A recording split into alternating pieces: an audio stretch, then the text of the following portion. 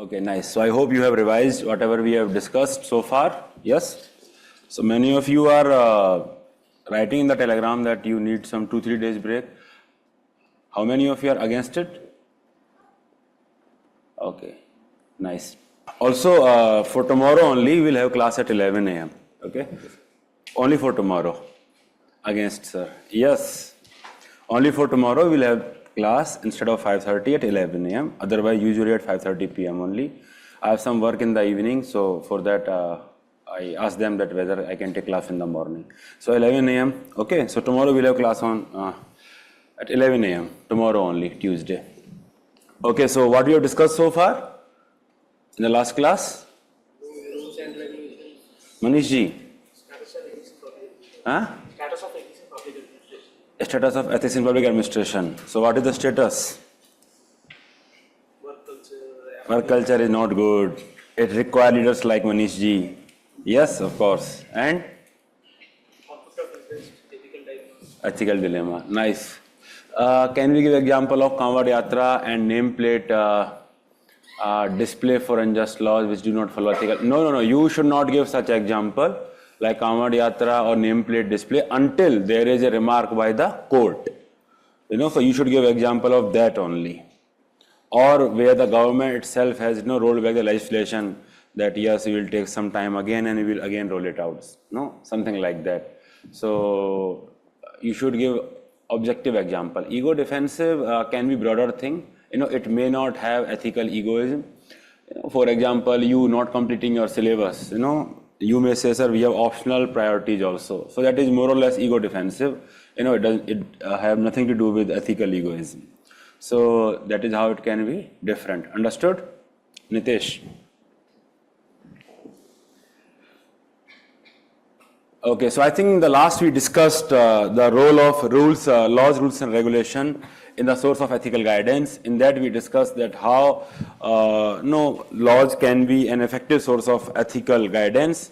In particularly, if we have to give the argument would be that they help us codify that the minimum morality that is there in the society, and they clarify, if there is a conflict between the law and the social ethics, social ethics may be wrong also, understood? So in that case, we have to follow law only, and law through their way of operant conditioning, ask us that we should be ethical, that we should follow this, otherwise we will be punished. Understood or not? So kahan pe the? So law and regulation, and then we also discussed that how law, rules and regulation may not be an effective source of ethical guidance because there is a limitation. That law is the minimum morality. It does not maximize the morality because not everything can be codified. Not government also cannot codify everything because there are political constraints and everything. Understood? I give the example of DPSP. Not every aspect of DPSP has been codified or has been made law. Understood?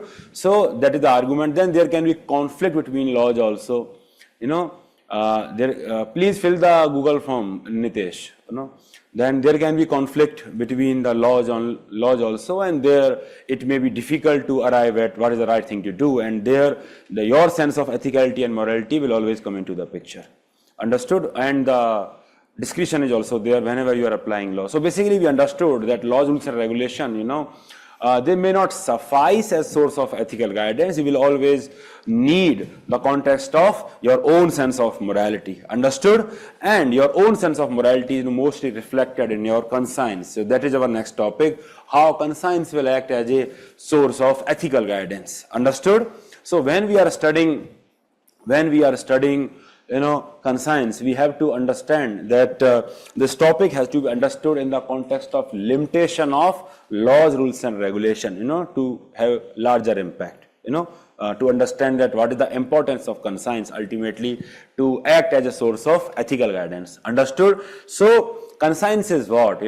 One thing that we need to understand is, that conscience is a cognitive act of mind. It is even though we may describe it as it is the inner judgment, inner feeling of rightness and wrongness, still it is more of a cognitive act because it is a conscious decision of what is right and what is wrong. So that is what you need to understand.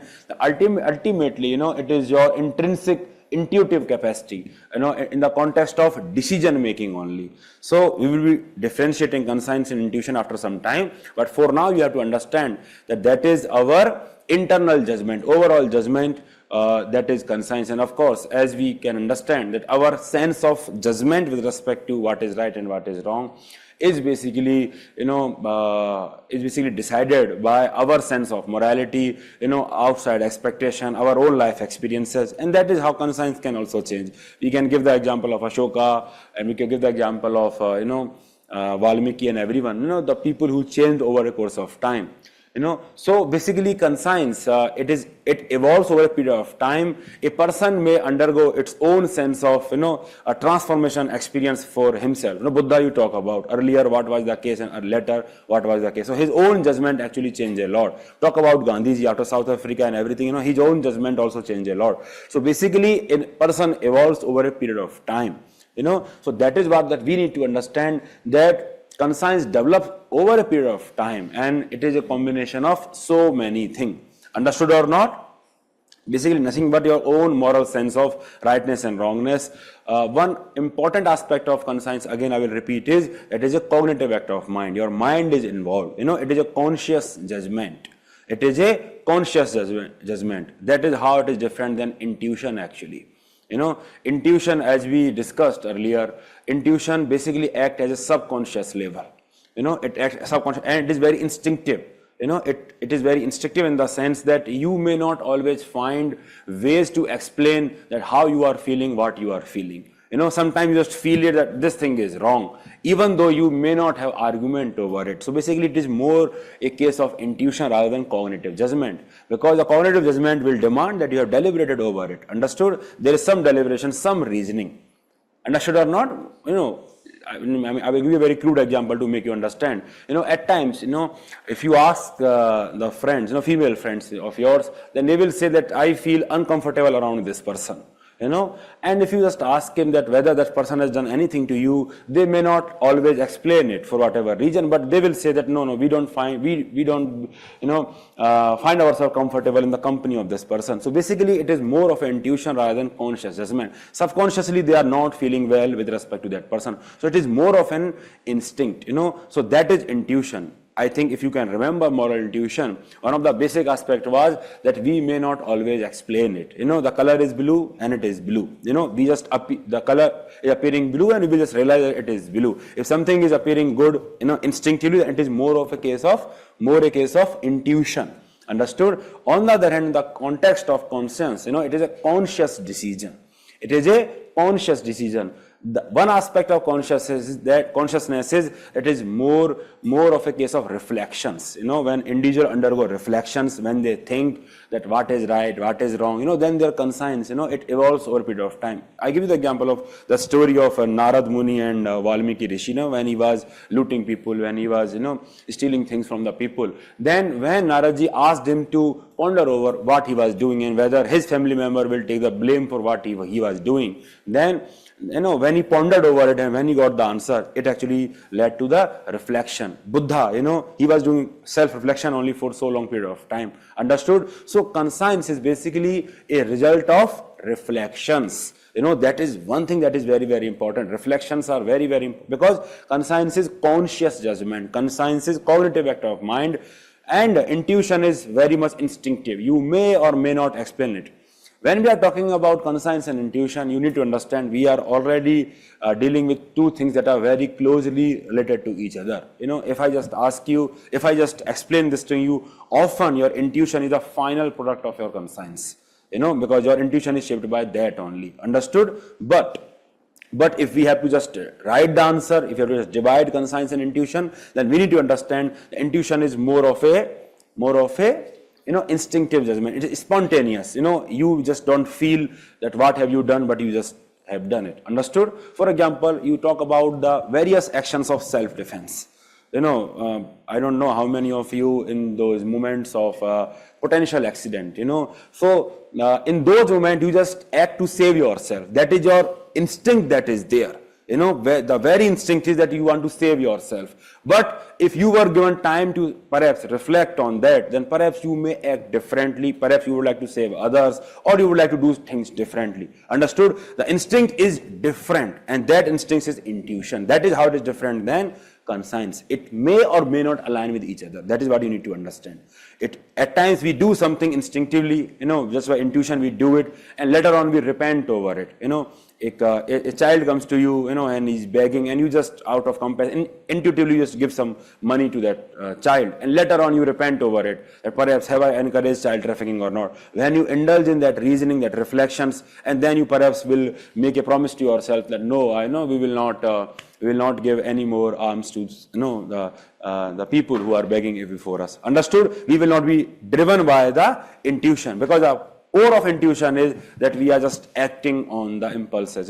Just intuitively we are acting on it. There is no time for the reflection and such things. So that is how conscience is different than intuition. There is a table at the end of this topic. We'll discuss again this. So now coming to the conscience. Now for the purpose of discussion, let us understand that both the things are more or less same only. Then if you're talking about conscience, we are talking about your internal sense of judgment, your cognitive act of judgment, because the thing is that when anyone is not watching you, you are watching you. So that aspect is conscience, because ultimately you know what you have done. Understood? So integrity is that you are following all the moral norms even when no one is watching you, because you are still being watched by yourself. So that yourself is basically conscience, because that will register in your cognitive mind that this is what you did, and then it may prick you over a period of time that no, I should not have done that. Understood or not? So that is why conscience acts as a source of ethical guidance, because it acts as a lasting motivation, because later on you want to avoid this crisis of conscience. We will discuss the difference between ethical dilemma, crisis of conscience, cognitive dissonance after some time at the end of this topic. But as of now, just understand crisis of conscience is that when we are not following the moral laws that we believe in, it actually leads to the crisis of conscience. Understood? And we want to avoid that. We want to avoid that, because we want to avoid that feeling of discomfort, or displeasure when it is there, when we are not following what we are truly believing in. Understood? So that is a lasting internal motivation that is there. Usually you would like to align your belief pattern with for example, right now your duty is that you should study hard, you should work hard, So later on you don't want to repent. So even though you don't feel motivated to study, you simply want to study because later on you don't want to repent. Understood? Later on you don't want to repent. The feeling that later on you don't want to repent is basically crisis of conscience. Because later on you don't want to feel that I should have studied more when I had more time. And you want to avoid that, and that is why you are studying even when there is no one to oversee you here. Even when there is no law that is operating here, even when your parents are not here to punish you if you are not studying. Understood? So that is how conscience, is an important source of ethical guidance, because it does not always rely on that punishment side, because it is more of internal checks and balances that is there. That is how it is important, because law relies on external checks and balances. You rely on police and court. If police and court are not delivering justice in time, then it may encourage people to do the wrong thing, because there is no deterrence towards it. Understood? I gave the example of dowry, I gave the example of corruption, because people believe that the cases are going for so long. There is one or so many person in my own colony who have been earning in crores and crores of rupees, and they are not going to jail. So basically for you the value of the corruption will be very high, because there is no associated cost with it, because in this case the cost is associated with the punishment that will be given by external agency, that is police and judiciary. Understood? But it may not always be there, and that is how laws, rules and regulation may not suffice as access of ethical guidance, because we may not always be in a position to punish the person, because of so many bottlenecks that are there. And that is why you have to rely on the internal compass that yes, even though I will not be jailed for taking a dowry, still I believe that this is the wrong thing to do. Understood? Even though I will not be jailed for marital rape, still I believe that it is the wrong thing to do. Understood? Even though I will not be jailed if I just litter around here because there is no one to catch me, then still it is the wrong thing to do, because ultimately I am watching myself. This is conscience. This is the importance of conscience that is there, that it helps you there where law ends. It helps you there. And that is how it is a lasting internal motivation, that is provided, that you have to be ethical all the time. Understood? Another important part is that, it helps you in resolving ethical dilemma. I gave you the example of whistleblowing. Yes? So when you are witnessing something that is of huge ramifications, I give the example of pharmaceutical industry doing something, bypassing the due process of making a drug and so many things, then you don't want to keep quiet. If you are an executive engineer, say civil engineer, and the infrastructure has developed a serious cracks, that may have potential on the safety of that structure, then perhaps you would not like to keep quiet, even though it may come at a great personal cost, if you do the whistleblowing. Understood? So when you are doing the whistleblowing, you are ultimately hearing to your conscience only. Understood? Because ultimately, you will be paying the price for it. Because the argument here is that when we are doing the whistleblowing, then we are accepting that these are challenges that may lie ahead. Understood? Understood? Because the immediate judgment may be that we should not blow the whistle because it will be against law. It may be against law. It may be against confidential agreement. People may punish you. If you are in private organization per se, so people may punish you for violating something that is secret. Understood? So you are actually going against law when you are doing that. So in those sorts of ethic and those sorts of dilemma, actually conscience helps you, because ultimately you decide, with the choice that you can live with, because that is what it is there. Conscience is ultimately what boils down to you, that this is what you believe fundamentally. Understood? So that is how it helps you in resolving ethical dilemma. And then, of course, it helps you in enforcement of law in letter and spirit. Law alone may create a situation where law is followed in letter but not in spirit. We gave you so many examples, show me the man, I will show you the rule and everything. The bulldozer thing that is there, it is an example of that only. Show me the man, I will show you the rule. Because ostensibly, the bulldozer action is done on the people for something else. For something else, they have come into the limelight, but they are punished for perhaps encroachment or perhaps something that they have done illegal in the past. Understood? So basically you want to punish them for their present action, but still you do not have, something credible against them. So you will punish them for the previous action. So that is truly the application of show me the man, I will show you the rule, because that is the vindictive, application of rule of law, that you are applying the rule of law very selectively against the people whom you are targeting. Because if you have to apply that law, then apply that law to almost everyone. That is what CJI was saying recently, that you should not apply that law very selectively. So that is an example of show me the man, I will show you the rule. Selective application of law that CJI has also remarked. So you can use that in the example because CJI has remarked it. So your conscience will actually tell you that you should not selectively apply the law. Understood? Letter in enforcement of law in letter and spirit. Understood? And then when there is a legal vacuum that is there, then you will stay ethical, because you don't need an external source of ethical guidance. You have your internal moral compass in those conditions. So that is why it will help you in the context of marital rape and everything. It will help you in remaining ethical because you have your internal compass to look forward to. Understood? And then the limitation, the reasonable restrictions that will be there, how you will be utilizing that discretion, discretion, for example, reasonable assistance under section 5(3) of the RTI Act, or reasonable restrictions under Article 19. All these subjectivity will always involve your core interpretation, that how exactly you are implying that. Understood? So that is nothing but how your conscience will help you in using the discretion as per constitutional morality. And then, as we already discussed, it will ensure high standard of integrity, because there is limited monitoring capacity. We cannot have traffic policemen over every red light, can we? It is just not humanly possible. Ultimately, we have to rely on people. Can we punish all the people who are littering in the society? No, because we don't have that bandwidth. There is very lesser number of policemen that is there. Per million, how many policemen are there? Per million or, and what is the recommendation? 225. 225 is the recommendation. So there is a huge gap already.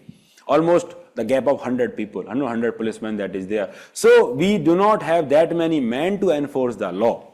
It is as simple as that. So we have to rely on the ultimately people conscience, that they will truly respect the rule of law. Understood? And that is one thing that we need to understand. There's a larger debate that is there. That if suppose society collectively, it believes that they need not follow the rule of law, then, even the mighty empire will not stay, because because the number of policemen, number of army men will always be less than the population. Understood?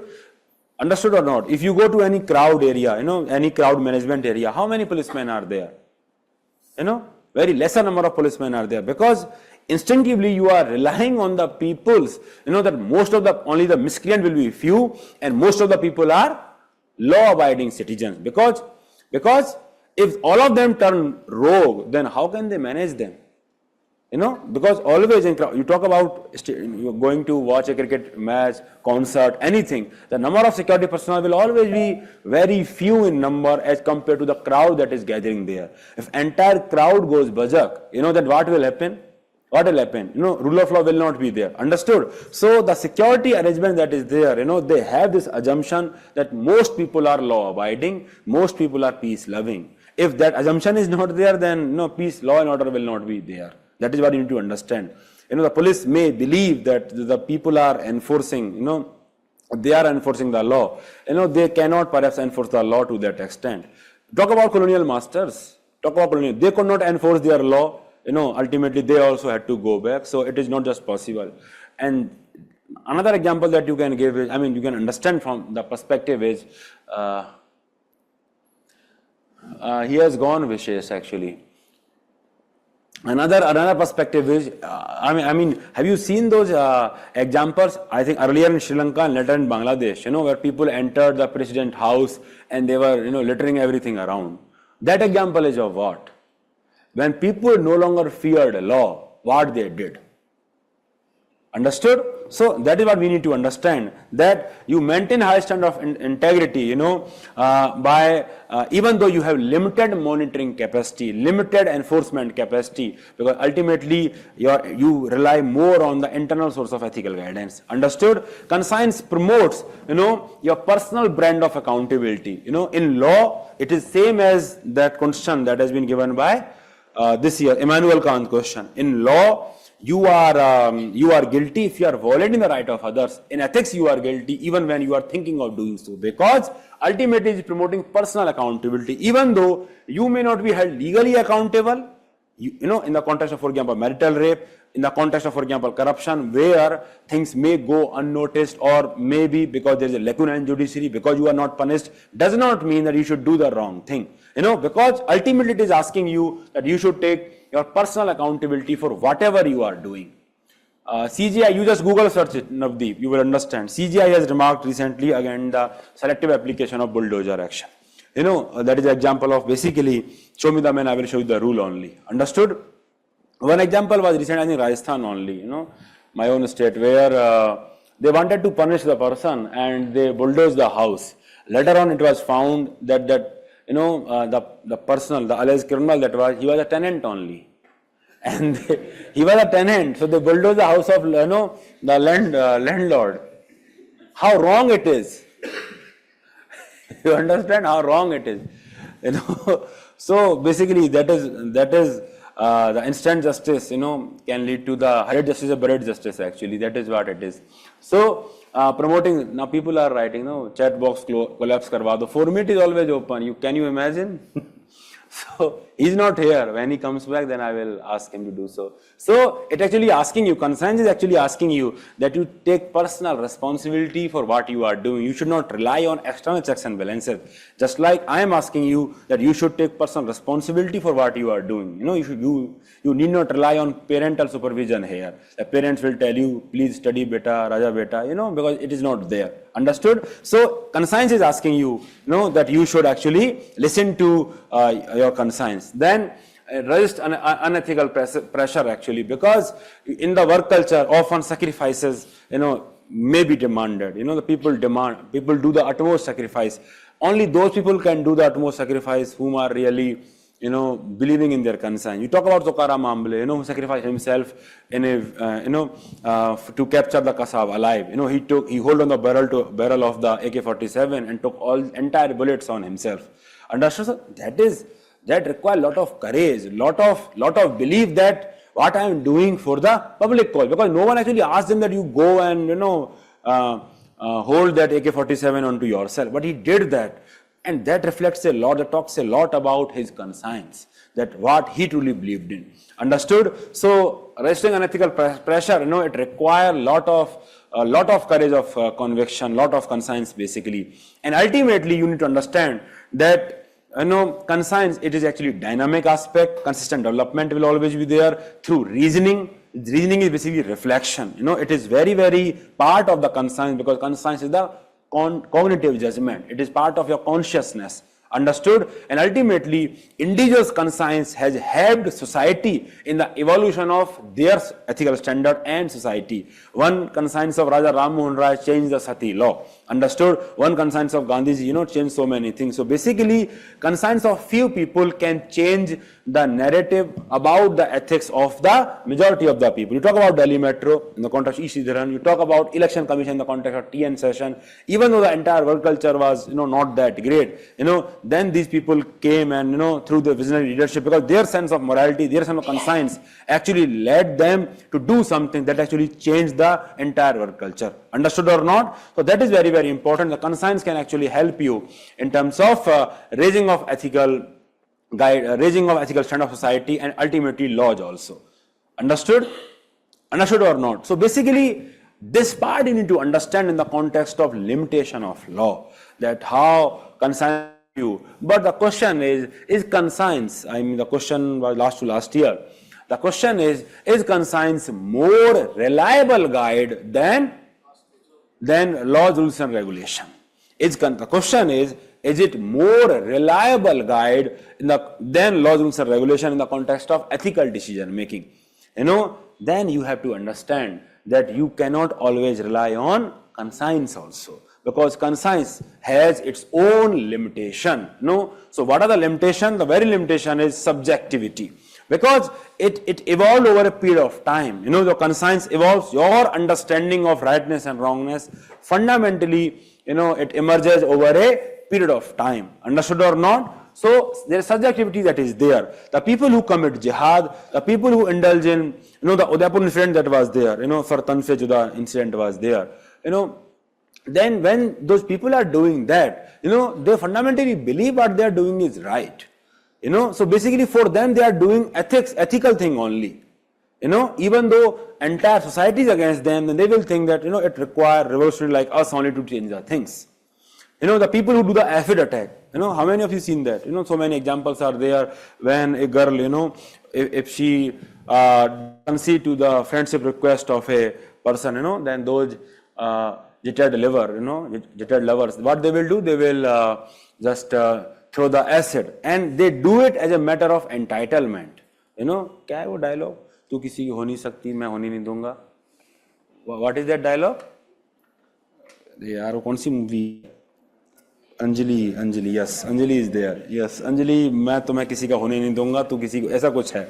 ठीक है? So basically they have this sense of entitlement, that that if you cannot be mine, you will not be, you cannot belong to anyone else. हाँ? ये तो feeling है, dialogue क्या है ये बताओ. फीलिंग तो मैंने ही बता दी, वो सब समझ गए फीलिंग. लालू यादव ने बोला है. किसके लिए बोल दिया? गाय किसी के लिए नहीं कहा था, पार्लियामेंट में कहा था कि सुषमा स्वराज को बोल दिया. I don't know.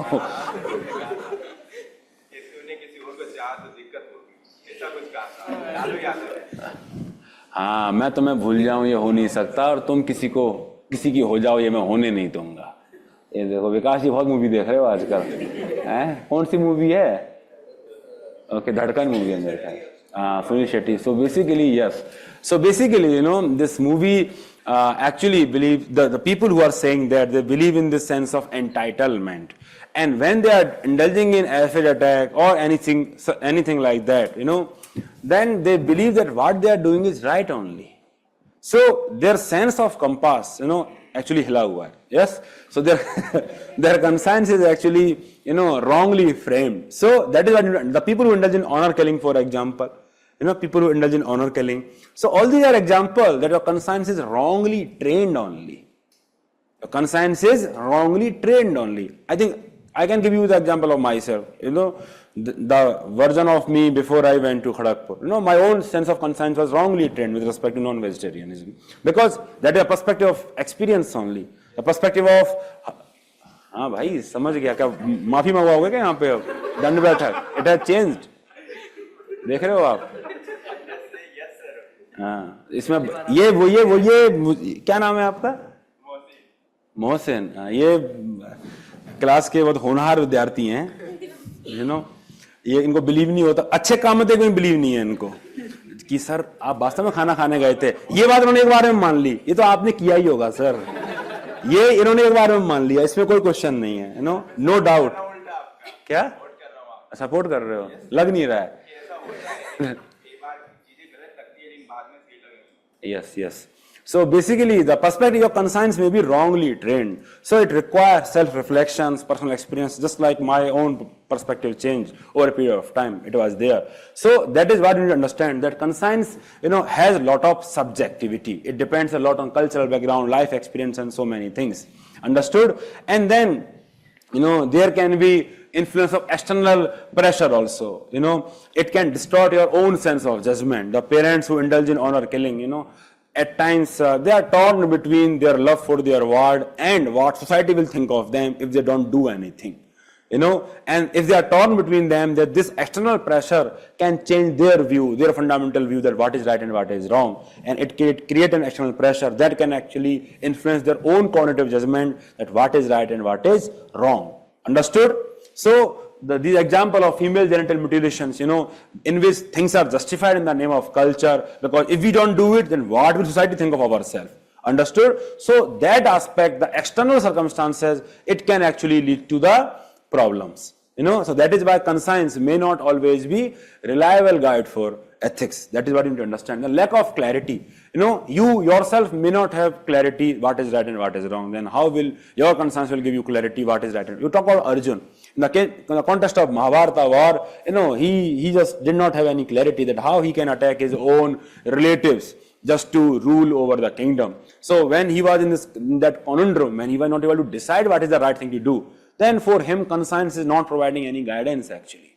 Understood? So that is a limitation that for conscience to take place, one must have lot of clarity of what one's priorities are. I gave the example of whistleblowing. In that, when you are doing the whistleblowing, you have to be absolutely clear that why you are doing the whistleblowing. If you do not have that much of clarity, then you should not do the whistleblowing and that person will not do the whistleblowing. Understood? To do any such act which require a lot of personal sacrifice and everything, you require a lot of clarity. That kind of clarity may not be there.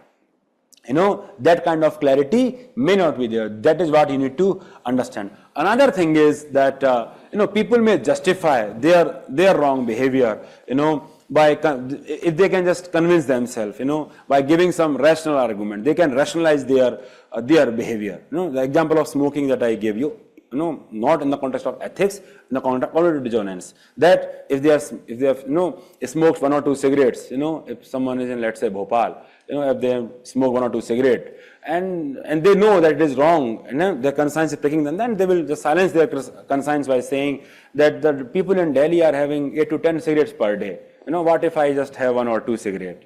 My environment is allowing me that.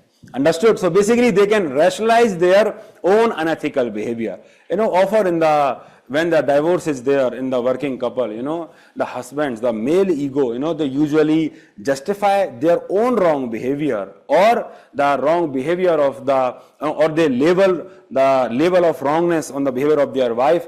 Just because you are working, you are behaving like that. So they often conceal their own mistake under that garb, that because you are working, you are behaving like that. It was better, when you were not working, when you were more submissive, when you were quietly accepting of all the wrongdoing that I was inflicting on you. So basically that is how they rationalize, because the perspective of conscience is that you can always argue. The arguments, you can always give the argument. So their conscience will not help you because you can always rationalize your wrong behavior ultimately over a period of time. No, this is you only are wrong. Since when you have joined this job, you have changed a lot, and that is why, that is why those problems are there between you and me. So basically, that problem, the divorced and working couple, it also happened that a male ego, they justify so many wrong things, so many of their wrong behavior in the name of their argument. They rationalize that. So in that case, conscience will not help them. And ultimately, group thinking. Group thinking is there, that sab chalta hai attitude. See, to have conscience is one thing, and to actually act on it, it requires a lot of courage. Understood? So conscience in that case may not be source of ethical guidance. What you will do if you are not acting on the ethical guidance. If suppose there is a case of whistleblowing, but if you are not acting on it, understood? If you are not truly acting on it, if you are not doing the whistleblow because you lack courage, then what is the source of ethical guidance? What is the role of conscience here? It is not meaningful for you.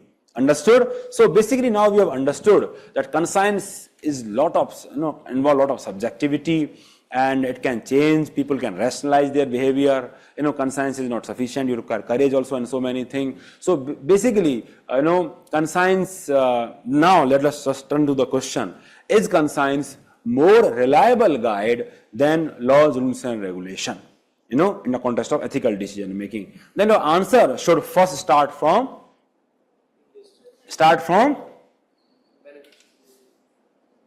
just structure this question. How will you structure this question? Is conscience more reliable guide than laws, rules and regulation for ethical decision making? How will you structure? Just divide the parts.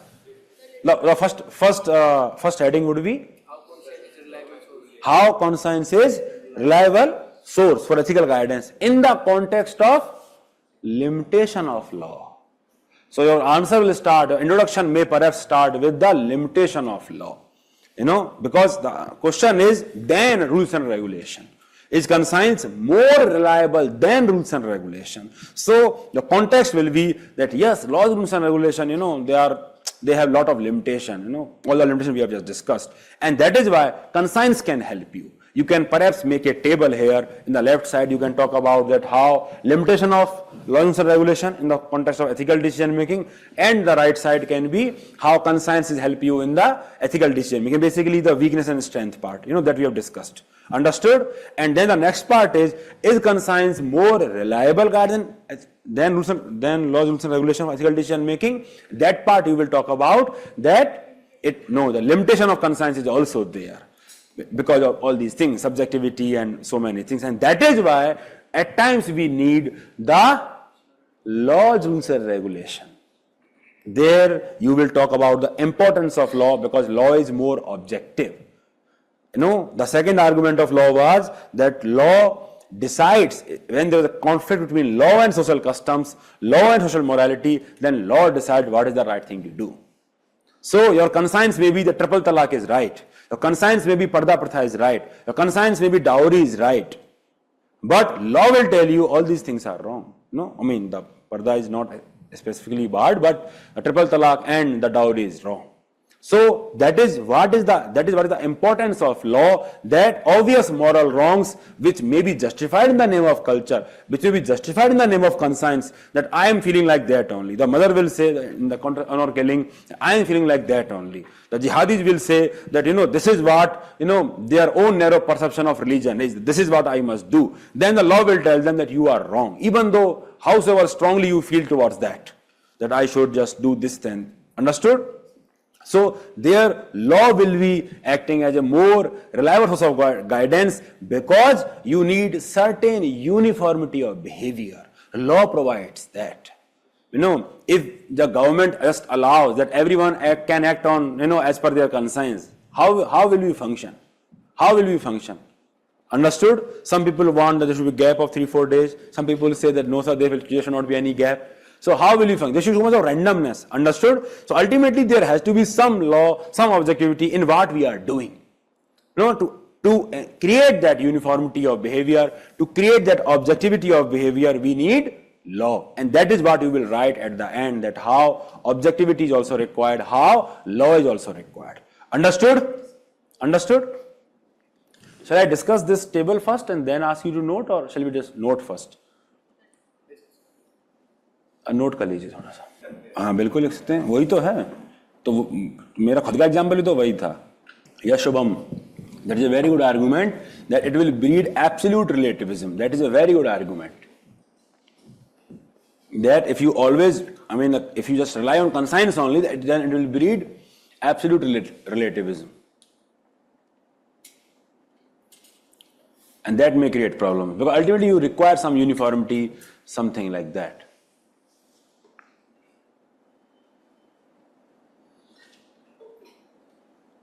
So now can you structure that question? Is conscience more reliable guide than laws, rules and regulation? The important part is the start will be the context of limitation of rules and regulation, and will be about the importance of rules and regulation. You know, so that is what is important. Yes, conscience is a common link between private life and public life, and that is why virtue ethics says that we should just focus on character. Someone, going through the doubt form, someone asked the question, sir, is virtue and character is same thing? Basically character is the collection of the various traits that you are displaying. There can be good traits, there can be bad trait. Understood? So character is like that. Character is like your CV, is a resume. It may have good thing, it may have bad thing. If you are having good thing, then it will be called virtues. If you are having bad thing, then it will be called vices. So virtues and vices are traits of character. How is your character? Understood? If someone is calling you characterless, then basically you have more vices than virtues perhaps. Understood?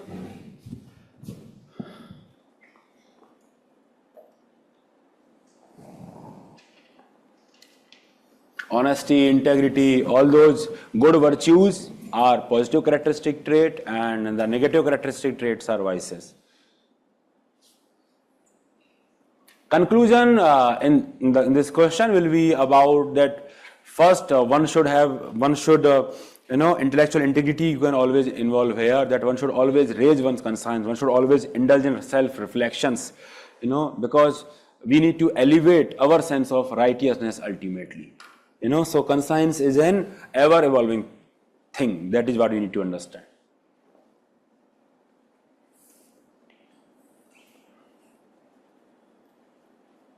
More or less law is there, law is good only. More or less law is good only, because that is why it has been found.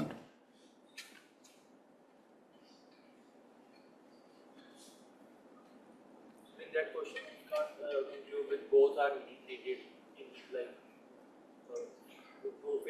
Is conscience more reliable than rules and regulation? Then in this case, both are needed. Of course, both are needed. But why both are needed?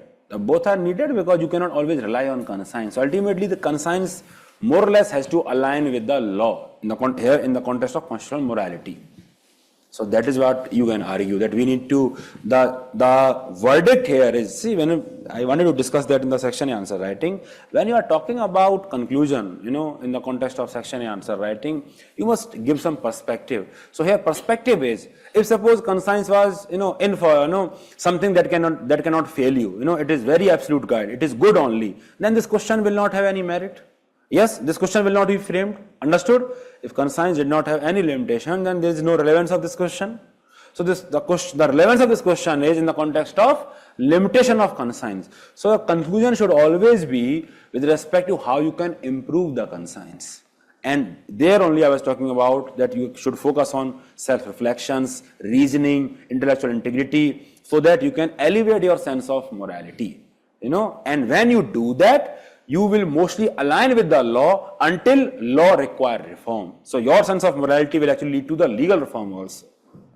Understood? So that is a broader and better conclusion, rather than simply saying adopt Madhyam Marg and anything like that, because that is a very simplistic conclusion. It is not giving any value to the examiner, that what is your true perspective towards this question. We discussed that in the section answer writing. Understood? Okay. This one done? जी अंग्रेजी में लिख के लिखना पड़ेगा work culture में, हिंदी में ऐसे नहीं लिख सकते, अंग्रेजी में लिखना पड़ेगा. You have to translate in English. लिखना ऐसा ही है, मतलब ये कौन सा लिपि है, ये इसी में लिखना है. वो हिंदी वाला फॉन्ट नहीं लिखना है, but you need to translate that in English.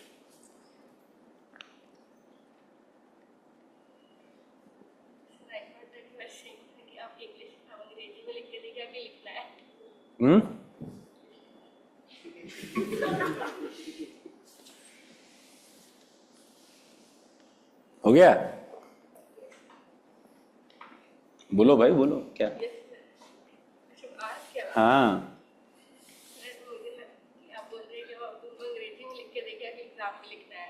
अच्छा, आप गलत समझ चुके हैं, मुझे ऐसा लग रहा है. Okay. So I think the next important thing is that all these three concepts that are there, they are very closely related to each other. So before you bombard me with your doubt, I will just tell you that all these terms can align also. So when we are distinguishing between them, we are already, taking a very thin boundary in terms of differentiating between them. Understood or not? Understood or not? That is what we need to understand here, that all these three things may align. Later on you will say, sir, this is cognitive dissonance also, dilemma also, and conscience also. Yes, they may align. But when we are differentiating, we are talking about a territory where all these things can be different than each other. Understood? This part understood or not? Bolo bhai? Yes, okay. So, cognitive dissonance we have already discussed. Yes, it was about that when we have contrasting attitude, or when we have internal inconsistency in our attitude, behavior is different than attitude, what we are doing is different than attitude, belief or whatever cognitive aspect of attitude is different than our behavior. So basically it was about that internal inconsistency that can actually lead to, lot of mental discomfort. Understood? So you are smoking and you know that it kills. The cognitive aspect is that smoking kills. Understood? But still you are smoking. So that is cognitive dissonance. And you can justify that by saying that, that we are living in Indore or in rural area, here air is very good. So some form of, we should be equal with Delhi guys. Why they should have all the fun? So basically, so that is how you would like to rationalize your behavior. Ethical dilemma, on the other hand, that you are not able to, there are two moral alternatives that are there, and you are not able to decide between what is right and what is wrong between them. One aspect of cognitive dissonance is that this inconsistency. Okay, I will explain again. So in cognitive dissonance, one aspect is that this inconsistency may not always have moral dimension. That is what you need to understand. I think I gave you the example in the context of cognitive dissonance, that you just went to buy a particular brand of phone, and there only one piece is available at great discount, but the choice of color is not available. Suppose iPhone is there and you like black iPhone, and it is available in red color. And it is very deeply discounted. So, affective component, the emotional component is basically attached towards black color only. But still you will get it because it is the last piece that is there. So you will have certain discomfort. Now there is no sense of morality in this. Is there any sense of morality? It is simply cognitive dissonance. There is no sense of morality. There is no rightness and wrongness. It is here. So that is what you need to understand, that cognitive dissonance may not always involve a moral conflict. In this same example, it may not have moral conflict. It is just the piece that you wanted, the affective component for which you had very high emotional affinity, that is black color, is just simply not available. Otherwise, everything is great. So still you are buying that, your behavior is that, but your behavior, ultimate behavior and your affective component are not aligning with each other.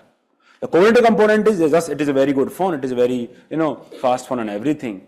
But it may not involve a moral conflict. That is what you need to understand. And then you will rationalize your behavior to avoid that, mental discomfort that you are having. Arey cover laga lenge, kaun sa pata pad raha hai? What is the color of the phone? How will people know? Understood? So it does not have any moral dilemma that is there, any moral aspect that is there. And it may have moral aspect, but not always. Understood? That is what you need to understand. But in ethical dilemma, there will always be moral conflict. Because that is the definition of ethical dilemma. There will be competing claims on you that you have to do this and you have to do this also. Dilemma is there. We have discussed so many dilemma, whether to go for centralization, whether to go for decentralization, because both are necessary. Understood? Whether to go for saving of the life of the people and whether to go for lockdown, economy. Understood? Whether to go for sheer economic growth, whether to go for environment, because both are necessary. Understood? So ethical dilemma is when you have competing ethical claims. Both the aspect must have some ethical basis. Here it may not have such ethical basis. Understood or not? Understood or not? So ethical dilemma is that you are talking about that. Now this ethical dilemma, how it is different than crisis of conscience? First, you understand crisis of conscience. Crisis of conscience is that feeling of guilt and whatever you are having, that immense mental discomfort that you will have when you are not following what you are believing. Whenever you take a decision or you think that you will take that decision. If that decision does not align with ultimately what you believe in, your conscience, then you will have that discomfort. Perhaps you have seen something that was so horrible in the organization. Some gross injustice was done with your fellow employee. Let's say some case of sexual harassment has happened and you are not speaking for her. If that is the case, then you will have crisis of conscience that I should have spoken for her, I should speak for her. But if you are not doing that, then that is against your core way. You are not just feeling well, you just cannot digest that you did not stand up for her when it was required. So basically, your behavior, your decision making, that is against what you truly believe in. Your sense of morality will always create crisis of conscience. So this behavior, it can be actual behavior, it can be potential behavior. I mean taken or expected. For example, when you decide you don't feel like studying, but when you decide that yaar padh lete hain yaar baad mein bahut bura lagega, later on you will feel bad about it. Let us study, even though you are not feeling like studying at this point of time, still you are studying because you have paid for this, no? But in general I am saying so because you don't feel like studying, but still you are studying because you believe that if you don't study, you will have greater guilt later. So the decision you have not taken as of now, but if you take that decision, it will create crisis of conscience for you. Understood? So that is what it is. A situation where a person's actions or decision taken or expected, future, conflict with their sense of morality, their strong sense of rightness. So you will have this strong sense of guilt on you if you suppose don't work hard, if you don't study, or if suppose someone's truly believe in this, the casteism and everything, and if that intercaste marriage is there, then they will have this immense crisis of conscience that how we will show our face to society and everything. Understood? So that is what crisis of conscience is all about. In crisis of conscience, the very, very obvious aspect is that your sense of morality is offended by your own behavior or decision that you have taken or you will likely to take. Understood? Understood or not? But the question is, sir, how it is different? When I am here, I am talking about this, Now, how this crisis of conscience, how it is different than ethical dilemma. Understood? So the difference between ethical dilemma and crisis of conscience is that in ethical dilemma, you need not strongly believe in the conflicting duties that are there on you. For example, Prime Minister had this conflict between saving the life of the people and economy. The conflict was there. So, but that sense of moral alternative was mostly external on him. Or I will give a better example. The development versus environment.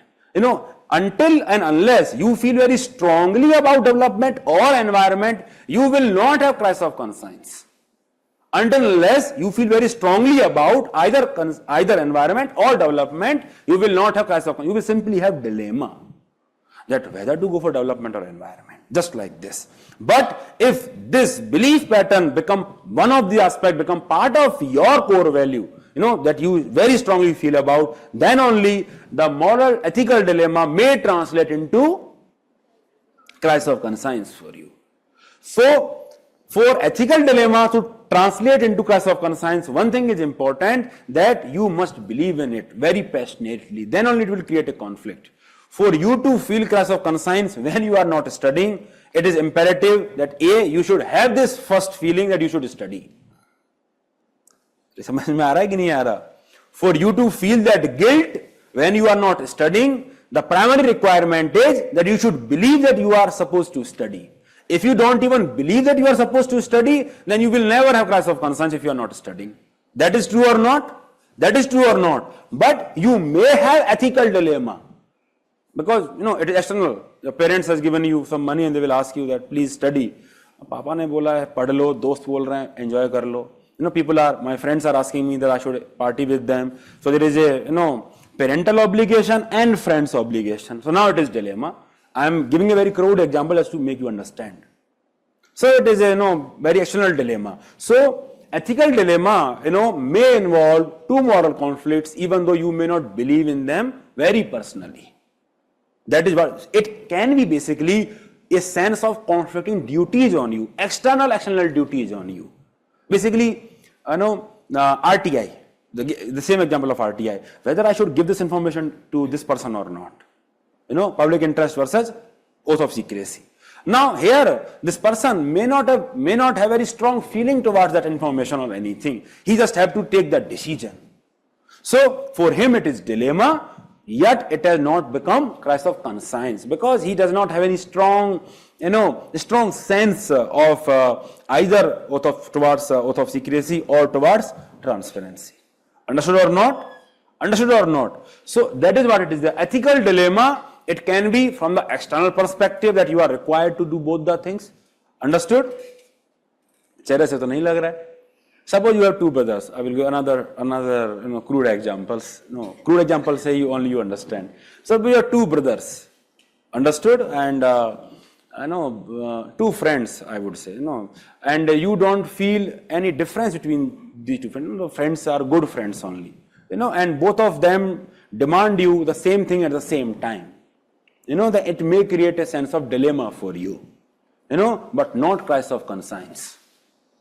Understood? But not crisis of conscience. But if suppose, instead of two friends, you have two brothers or two siblings, and then you have to do the same thing, it may create crisis of conscience for you because you are very deeply involved about this. That is what you need to understand. So, in crisis of conscience, you need to actually have very deep involvement with the issue, because then only you will feel the guilt. If you are not studying, the fundamental assumption again is that you have to study. Then only you will feel the guilt. Otherwise, there is no crisis of conscience for you. There is only dilemma. Ye aaj padhein ki kal padhein. Bas.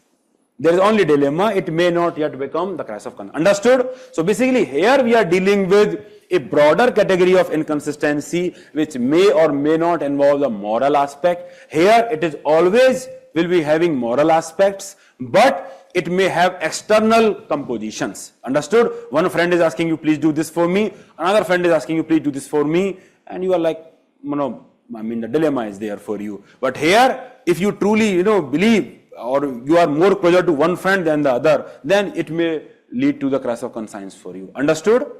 Understood or not? So that is the difference that is there amongst all these three.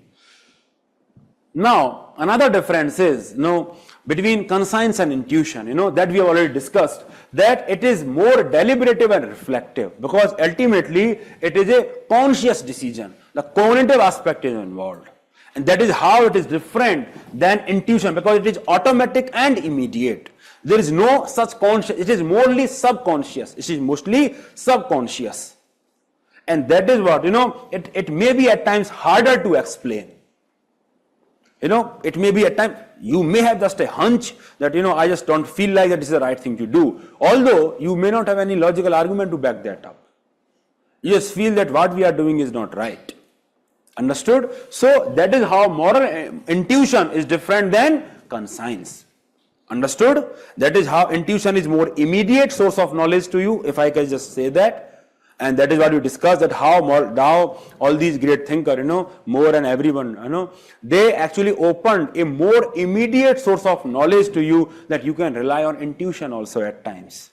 Because in the case of emergency, disaster management, you do not have a lot of time to do the deliberation. You act on instinct, you act on intuition, and this is the right thing to do. You may be having conflicting things. So, intuition and conscience, understood? That is how it is different. That is how it is different. Usually, your intuition is guided by your conscience only, because ultimately what you truly fundamentally believe in will be your intuition, more or less. Usually, you are guided by that only.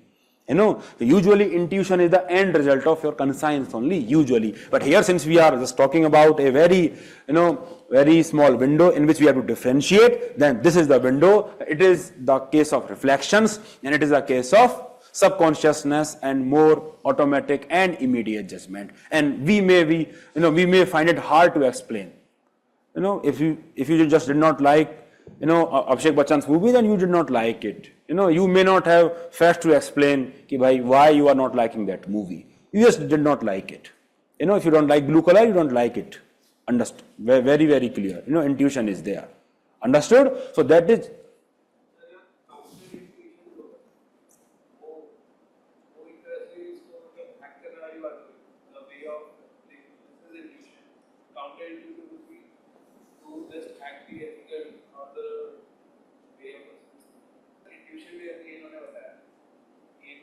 ये मैं ही बता रहा हूँ, इन्होंने क्या बताया?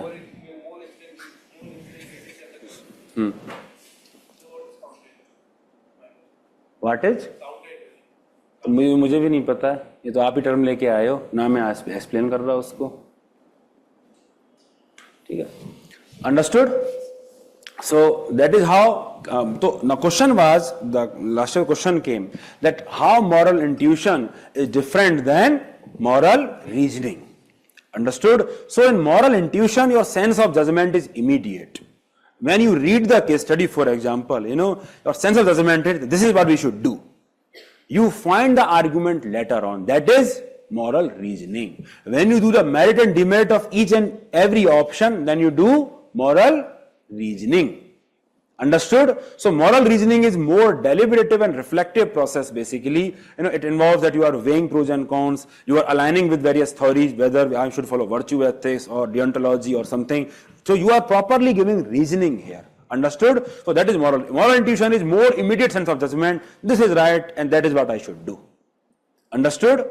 So again, as I discussed, we are talking about a very narrow area where things can be different. Usually they align with each other only. Usually our instinct more or less align with our conscience only. Usually. Understood? Usually if your conscience says, just आप ऐसा सोच लीजिए, if your conscience says that you should study now, and usually you should study only. That is what it is. This part you please note. Yeah, in the context of voice of conscience is conscience only, nothing different. See,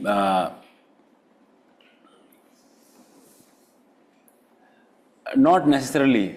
Intuition is very difficult to explain. It may be because of emotion, it can be anything.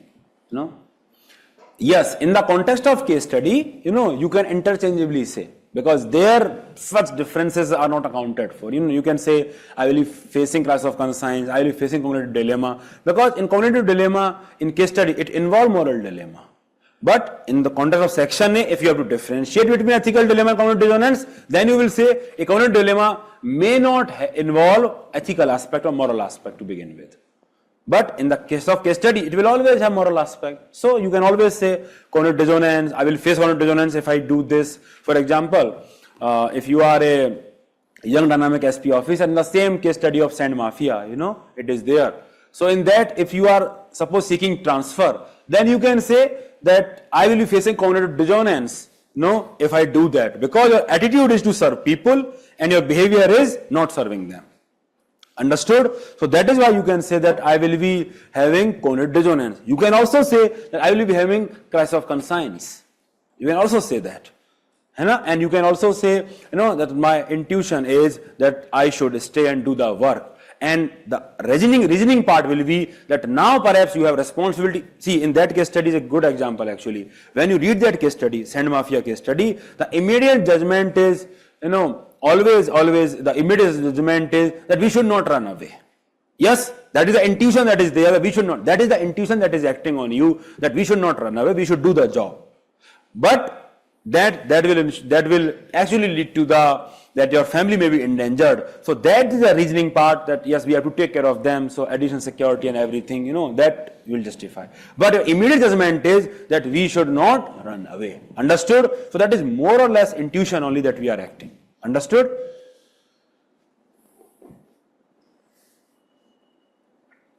Terrorists do not face crisis of conscience. No.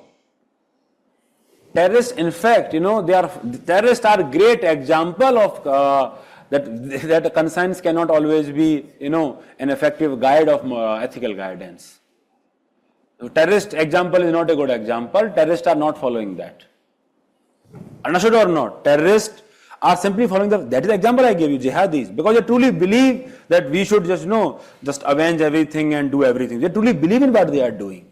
So Kasab, even till last moment, he was not apologetic for what he did. Even till last moment. Because that is how he was brainwashed. He fundamentally believed in what he was doing was right. Just like we say that any country's terrorist is another country's freedom fighter. So for those people, what they are doing is right only. So terrorist is not an example of crisis of conscience until he develops that and he later on gives up on what he was doing and he repents that. That is a different story altogether. Understood? See the example of sibling and friends, I just gave you the crude example to make you understand. They are not very technical example. They are only from the perspective, the ethical dilemma, the source of ethics or the duty can be external, even though you may not fundamentally believe in. All of us are discussing, how many of you are truly, environmental activists? I'm very sure there, of course, we love environment and we like environment, that is, but we are not all of us are truly enthusiast about environment. Understood or not? So if we have to take decision as district magistrate, then perhaps we will look for that, yes, there should not be too much environmental damage. But if a person is there who, for that person, the environment is very close to the heart, then he will have a lot of kinds of concerns when he deliberates over that decision. Because that subject is very, very, animal rights, for example. Animal rights.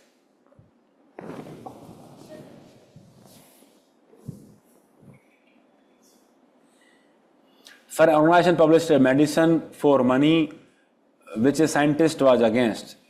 So this is the example of crisis of conscience for him, because scientists believed that drug was not good for the society. Still, his company went ahead and published that or produced that particular medicine. Then that person will have crisis of conscience because he fundamentally believe that this medicine is wrong for the people and he should have spoken against it.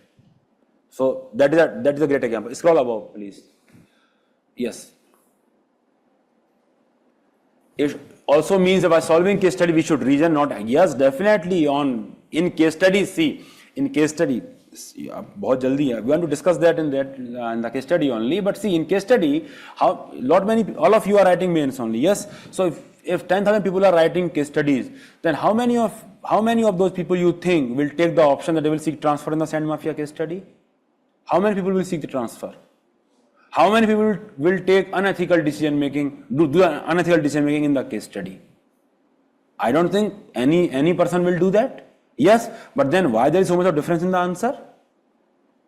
Because of reasoning only. So reasoning is very, very important. And that is why in interview, when they ask you, why do you want to become an IAS officer?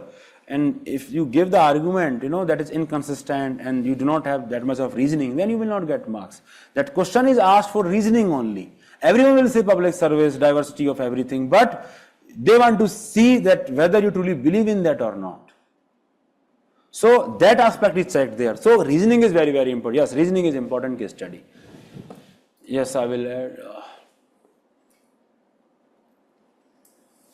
Cigarette smoking is an example of crisis of conscience, since there was no conflicting views other than following wrong even after knowing what is right. So Udit, smoking cigarette is not exactly illegal. Basically say that if someone is smoking cigarette and if suppose he's doing that in a healthy way, then we cannot say that he's doing wrong. So it may be a case of amoral thing for him. Unless he is smoking in front of children, making them partner in what he's doing, that is different story. You know, if for you, the example of smoking is aligning with ethics and amoral and morality, then I will give another example of sweets. You know, sweets that you know that you may have sugar because of history of sugar, diabetes in the family, and if you are taking more sugar, chocolate and sweets and everything, then it can create a cognitive dissonance for you. Not exactly it has moral aspect, not exactly. You know? Yes, Arjun faced more of a dilemma.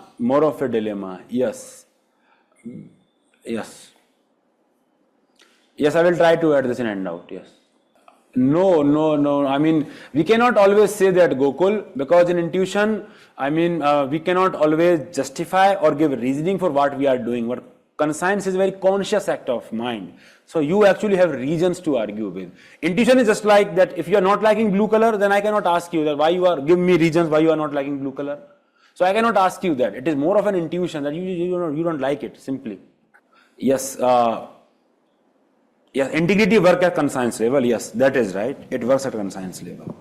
Understood? And that is what we argued, that how it acts as a source of ethical guidance for that.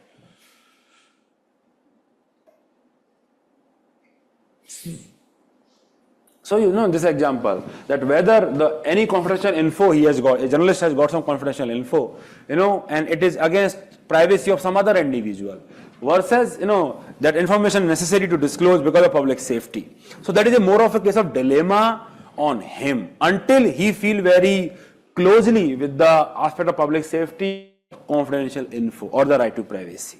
Then it will become crisis of conscience for him. Since it is involved with respect to others only, then usually it will have ethical dilemma, then crisis of conscience. Crisis of conscience means that things have become personal for you because you also believe in that very strongly.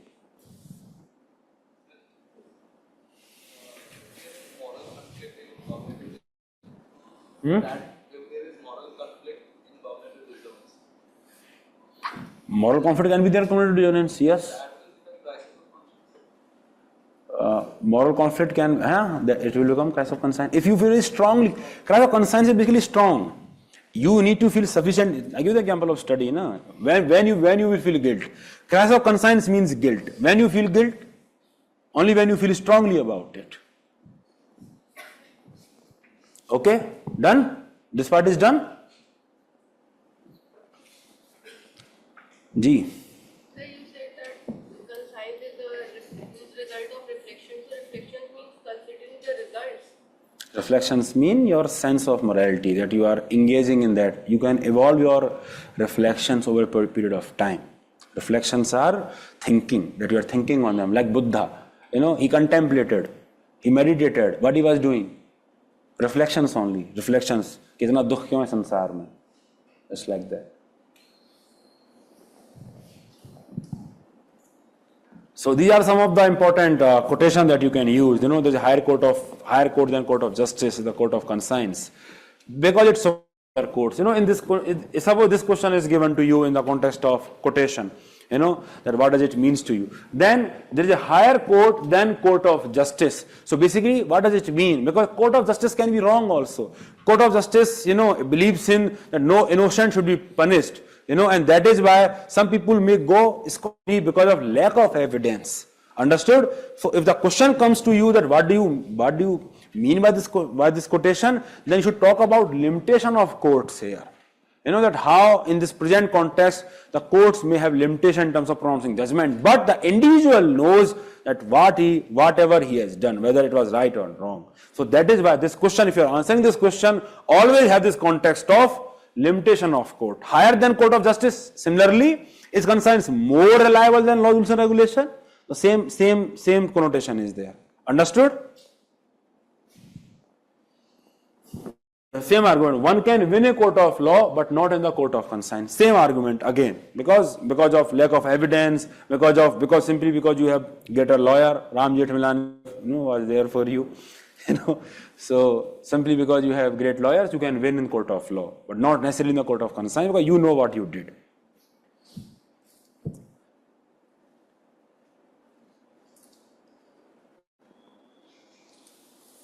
Understood?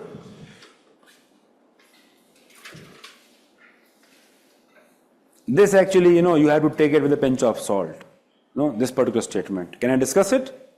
You please give 1 minute to think over this question. Intellect has a sharp eye for methods and tools, but it is blind to end and values. You give some time, think on it. Just divide the structure of the question, what all should be there in this question.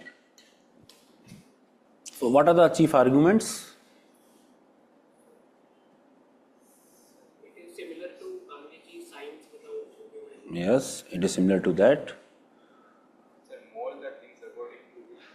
Don't give me one.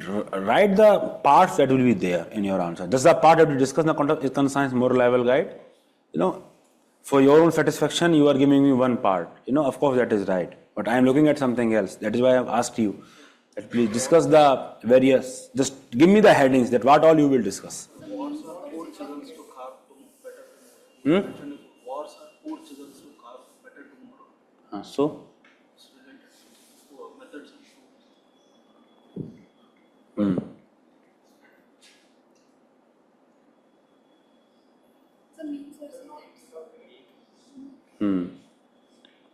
Oppenheimer, yes, great example.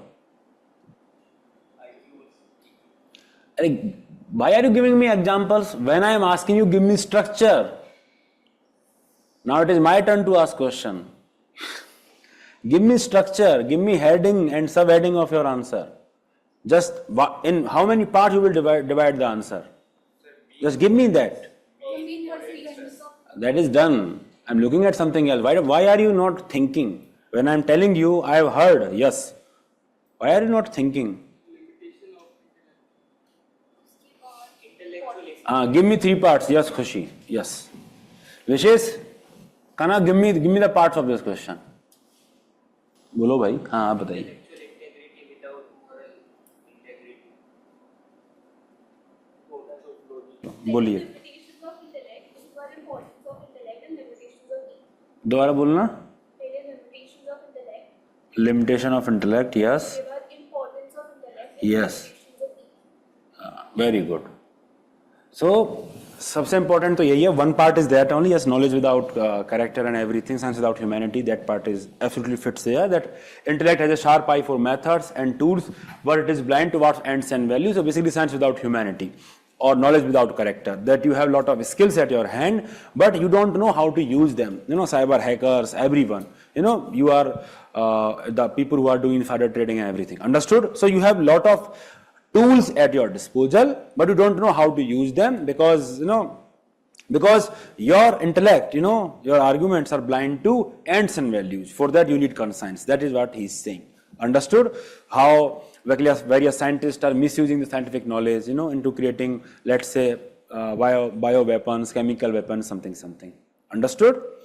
Now the important part is that what he's saying, when I said that take it with a pinch of salt, basically I meant that intellect is a sharp eye but is blind. What did the virtue ethicists say?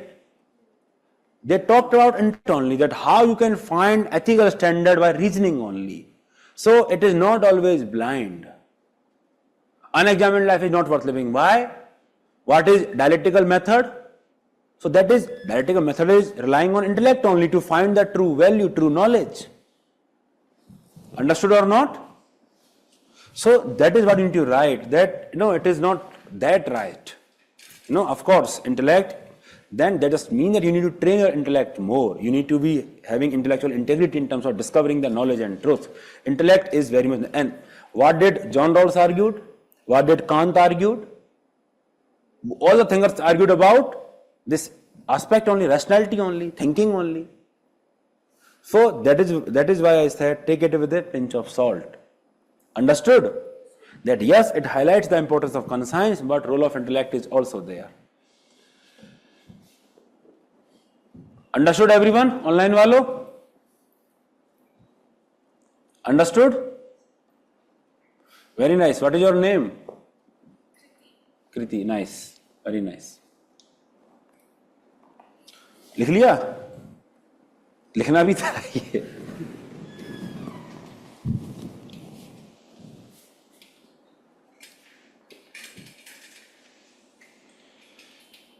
Basically, intellect can also lead to the ends and values, good values, and that is what has been argued by all the Greek thinker, and that is what has been. What do we mean when we say that rationality will decide the ethicality? The arguments of Immanuel Kant, the arguments of yes, because for them your ethicality is decided by rationality only, logic only, this intellect only. Understood? So that is why we have to take that, and that is how answer writing is very different. All of you were simply focused on one part of the answer. Of course, that is necessary, and that almost all the people will write. Of course, you may write in more depth because you know now so much. But the extra 1 or 2 marks that is there, it is for that argument only. Because the intellect can also lead to the morality. It is equal and important force. Understood?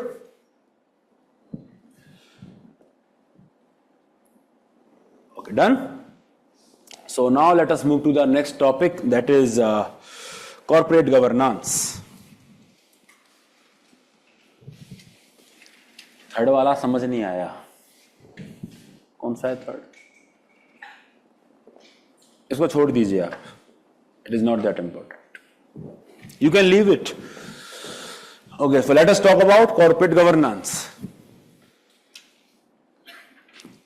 Can I discuss? So to understand corporate governance, it is important that we understand how company actually work, how corporate structure actually work. Understood?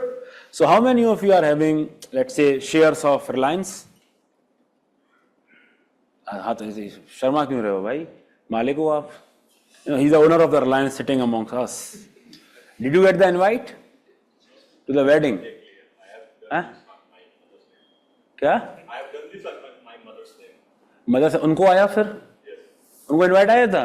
Not as such, but the annual meetings are there. अरे भाई wedding नहीं, wedding, बेटे की wedding. Greeting card. Okay, owner है ना भाई, तो इसलिए पूछना होता है. So basically, so shareholders are owners of the company. Understood? So see, I mean, many of us may be retail investor in some of the company. We might be having some shares. So when we have shares in a company, we become their owners. But the owner of Reliance is sitting amongst us. Yes? So he's sitting amongst us, and the company is taking such huge decisions. And this fellow, he has given his money to the Reliance industry and preparing for the civil services. You see the owner can you imagine the owner of Reliance company preparing for civil services? Yeah? So he is doing that, because he wants to serve country. He is not aligned with money only. That he will align after becoming IS officer. But so the point is, he has given his money to the Reliance industry, and he has become owner of that company. And he is not involved in day-to-day functioning of the company. They do not call and ask him whether we can employ this particular person, whether we can raise the salary of our CEO. Do they have your permission? Whether we can give some leave them or not? They don't ask him, do they? They don't. It must be very humiliating for you. Being an owner and not getting all that privileges. So basically, owners, they have simply given their money to the company. They are owner of the company, and still they are not involved in the day-to-day decision making of the company. So what is the difference? The difference is there is something called management that is taking care of the day-to-day administration. That management is CEO, CTO, CMO, so many CXOs are there, Chief Technological Officer, Chief Operating Officer, Chief Marketing Officer, Chief Entertainment Officer. I mean, you can create so many CXOs. So basically these people and people under them, they are responsible for day-to-day functioning of the company. Understood? But, who are paying for these people? Whose money they are managing? His only. Yes, the owner, the people, they have given money to them, and they are taking a lot of decision on their behalf. So they are working as trustee of their resources, because ultimately resources belong to them. They are working as career professional only, Bavarian bureaucracy. You must have worked under any of these teams if you have worked in a private sector. So at that point of time, you were not the owner. So owner have parked their funds with you for you to manage so that you give them returns. No, for that only they have invested the money. Understood? What was his purpose when he invested the money? Return only, profit only. Although now he will say he is striving for public service, when he's appearing for the IAS examination. But his perspective when he invested the money in the life industry was, yes, return only. Yes. So can you imagine various circumstances in which there can be conflict between these people and these people? There can be conflict. Yes. For all that matter, they have taken money from them and they are saying that we have a lot of stress and the employees need a vacation. All of them need a vacation. Then only we will have a lot of efficiency. And this particular person, he sanctions the, Europe trip for all the employees for all that matter. Understood? So basically, it may create a lot of, and you would not like that I myself have not gone to Europe and these people on my money, they are going to Europe. So basically, there can be a conflict between the people to whom actually the resources belong and the people who are using those resources. There can be this conflict.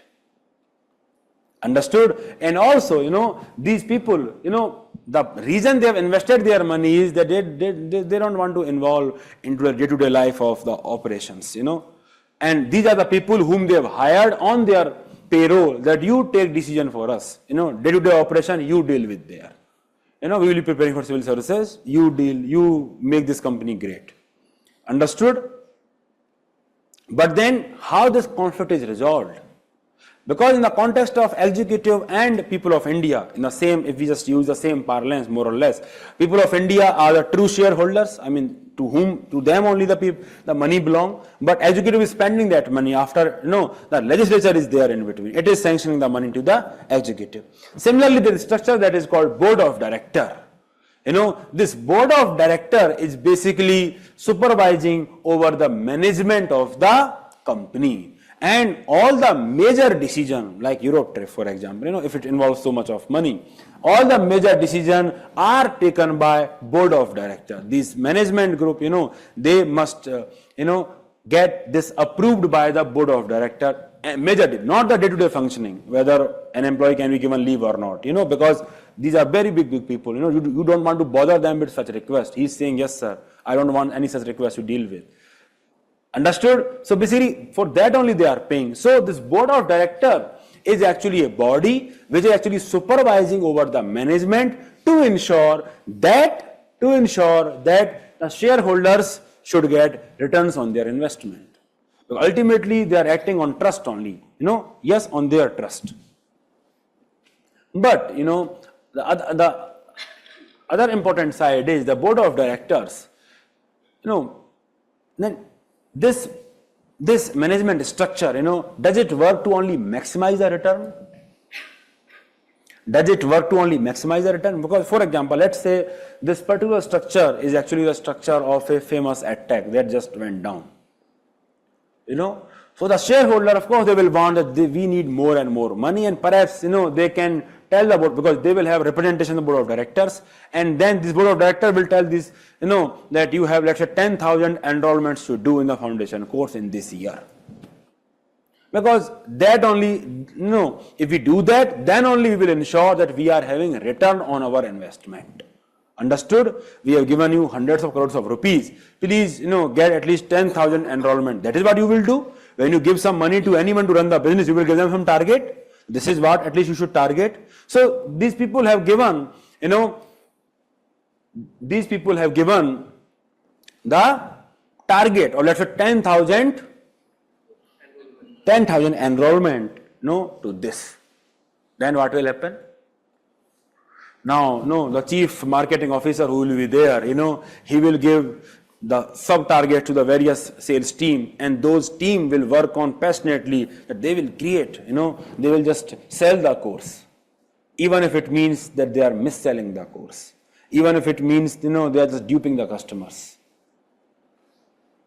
So basically the point is, there is not just the interest of investors which is at the heart of the corporate governance. There is the interest of all the stakeholders. Basically, this company structure has to operate not just to ensure that the shareholders get the returns, but also to ensure, for example, that the customers are treated fairly. Understood? That is what is the definition of corporate governance. It is the system of those principles and policies, and clearly defined responsibilities which ensure that a company is governed in the best interest of all stakeholders and not just shareholders. Because the perspective of shareholders may be very narrow. They may have very short-term perspective that give us money in the short term. We have given you 100 crore, make it 200 next year. We don't care about environment now. Just do it. Ensure that the plant and everything is on fast track and do everything that is possible and just give us money. And that can be the perspective of shareholders. They may say that use some cheaper alternative to this oil, even though it may be slightly more injurious to the customers, because it will give us more profit. So the perspective of shareholders may be very narrow, limited, monetary driven, and that is why you need an overall structure to ensure that the company is governed in the best interest of all stakeholders and not the shareholders. In the context of, if I give a similar example, corporate governance, if I give a similar structure in the context of Government of India, then perhaps we will talk about the governance to be done in such a fashion to ensure that all the stakeholders, in this case farmers, consumer company, everyone basically, their interest is for, we run the government in the best interest possible for all the people, and that is why parliament is there. That is why judiciary is there. So this judiciary, all these media, CAG, UPSC, Election Commission, all that is part of structure to create good governance, to create checks and balances. Similar structure, if it is there in the context of corporate governance, then we call it a corporate governance structure. Because here also our endeavor is that we should run the company to ensure that it is fair to all the stakeholders, not just to shareholders. And when we are talking about stakeholders, we are talking about shareholders, customers, employees, suppliers, competitors, and everyone. We will discuss them one by one. What are the ethical concerns that may arise with respect to every aspect of these stakeholders? So when you think of the company, any corporate governance case study that you are looking at in your case study section, don't look at the company only from the perspective of shareholders and consumers. There are other people who are involved, and a company has to be fair to them only. It has to be fair to employee, supplier, government, everyone. Now let us just see that what are the ethical concerns that might be there because of, towards each of these stakeholders. How many of you are able to understand the difference between shareholder and stakeholder? Understood, everyone? Any doubt? समझ में आ गया ना? Shareholders are actually owners, they are the owner. Stakeholders are actually, they are impacted by the operations of that company. For example, all of you are stakeholders of Vajirama and Ravi. All of you are not shareholder of Vajirama and Ravi. Understood? So that is it. So now let us see that how company should operate so that it is fair to all the shareholders. Let us see. Now let us talk about this person, the owner of Reliance Industry who is sitting here. What is your name? Nimesh. Animesh. So Animesh ji, the owner of Reliance Industry, of course, whatever equity he will be having, of course, it will be nothing as compared to Mukesh Ambani. Yes? That is true? That is true. So if it is there, will it not happen that he will be a minor cog in the entire machine structure? A very small part in the entire shareholding pattern. He may be having 0.0003% of the company, for example. Understood? So that's how low his shareholding pattern can be as compared to someone who is having, let's say, 60%, 70% of the ownership. And it becomes very much clear that the person who is having 60% to 70% of the ownership will be calling the shot. Yes or no? Is it not clear to us? The person who is having 60 or 70% of the shares, he will be calling the shot or deciding of the various programs and policies of the company. But then it may go against his interest.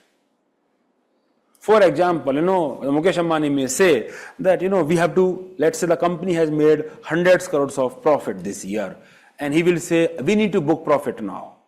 Booking profit means that we need to distribute them amongst the shareholders. Since I am having 80% of the company, I will get 80 crores, 20 crores you can distribute to all the people. Understood? And he's doing that because he has his son's wedding this year, had son's wedding last year, in this example this year, and he had to spend so much amount of money on the son's wedding. So he's driven by the short-term mindset only in doing that. But it may be against his interest, because when he invested the money, he invested for the long term, because he knew it will take him 3-4 years for the civil services. He's here. So he will need money after 3-4 years, not now, when he will be marrying. Understood? So basically there can be conflict between majority shareholder and minority shareholders. And that is why a company has to be run in the best interest of the minority. They need to take into account the minority shareholders as well, just as Constitution take into account the minorities. Because in the way democracy can function in the context of absolute majority, the function is that the absolute majority can lead to absolutism also. And that is why Constitution has given some guarantees to fundamental rights and minority rights and everything to ensure that no matter, whatever be the crude majority that is there should be constitutionalism. There should be some limitation on the authority of the government. Similarly, no matter what is the shareholding pattern of a company, a big company, there has to be some checks and balances on even the most the most important shareholder or the person who is having almost entire state of the company, still he is bound by certain laws. His authority is also limited to ensure that in the context of shareholder, minority shareholders are treated very fairly. Understood or not? Just as in the context of government, we treat minority should be treated fairly, even though some party may be having, majority on the floor of the house. And that means that they should disclose the relevant information, to the shareholders.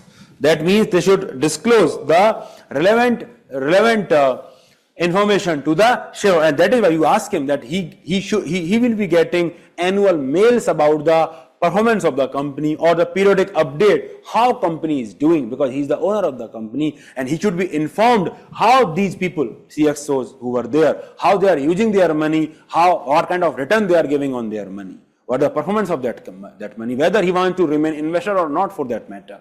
Because that's why looking at the numbers, he may not want that he should remain invested in that company. Understood? How many of you see recently, I was looking at the picture on that newspaper only, it is not there in my bag. Recently when IPO was there, Hyundai IPO was there. When Hyundai IPO was there, you saw the front page ad that was there. In that ad, lot of financial information was disclosed. And more information you can just go on the website and find. So basically they are telling you very upfront that these are our numbers. Our company is doing like this, whether you would like to become small owner of our company. Whether you would like that your money can grow if you are looking at the fundamentals that is there in our company. So basically, the shareholders need relevant information. And that information should be fair, that information should be accurate also. Because that is what happened in the context of Satyam scam. The information that was given to the shareholder and the prospective shareholder was false only. If suppose I tell you that I am running a company that is having, let's say, hundreds of crores of profit only all the year, and right now my valuation is very less and I will give you discount also because you are my student, then, my share price will rise only if I just keep on inflating the numbers. Understood? So that is why the number that you are giving to the prospective shareholder, it should be fair, it should be accurate. And that is the ethical responsibility of the board of directors to ensure that the information that is given to the people, and that is why they need audited sheets and everyone, that some action agency should verify the number you are submitting is right or not, accurate or not. and that is the ethical responsibility towards the shareholders. And ultimately, from the management side, they should act in such a way that towards shareholder, they should ensure there is a fair, sustainable and competitive returns on their investment. Because the management is working for salaries only, more or less they are working on salaries only. Some CXOs are given certain equity, that is a different story, but more or less they are working on salaries only. Understood? So the management, most of the people of management are working for salary only. So their job is, because since someone else is paying for their salary, that they should give some return on them. So the perspective of corporate governance is that shareholders, towards shareholders, we should take care of the minority shareholder, we should give them relevant and accurate information, and we should ensure that whatever we are doing, they should get some return on their investment because they have given us our money. Understood or not? Now let us talk about customers, because ultimately, customers, organization exists to provide goods and services to customers. If there is no customers, there is no organization. Understood? So while doing what they are doing, whatever goods and services organization is providing, they should be fair to customers also. They should be fair to consumers also. And that is why, how many of you have gone and gone through the customer consumer rights that I've asked you? कितने लोगों ने नहीं देखा? ईमानदारी से एक बार भी नहीं देखा, घर जाके एक बार भी नहीं देखा? कितने लोग? हाथ खड़ा करो. जिन लोगों ने एक बार भी नहीं देखा है ना, they are barred from asking doubt for next कितनी क्लास? 2 बच्ची हैं, तो नेक्स्ट क्लास ही कर लेते हैं.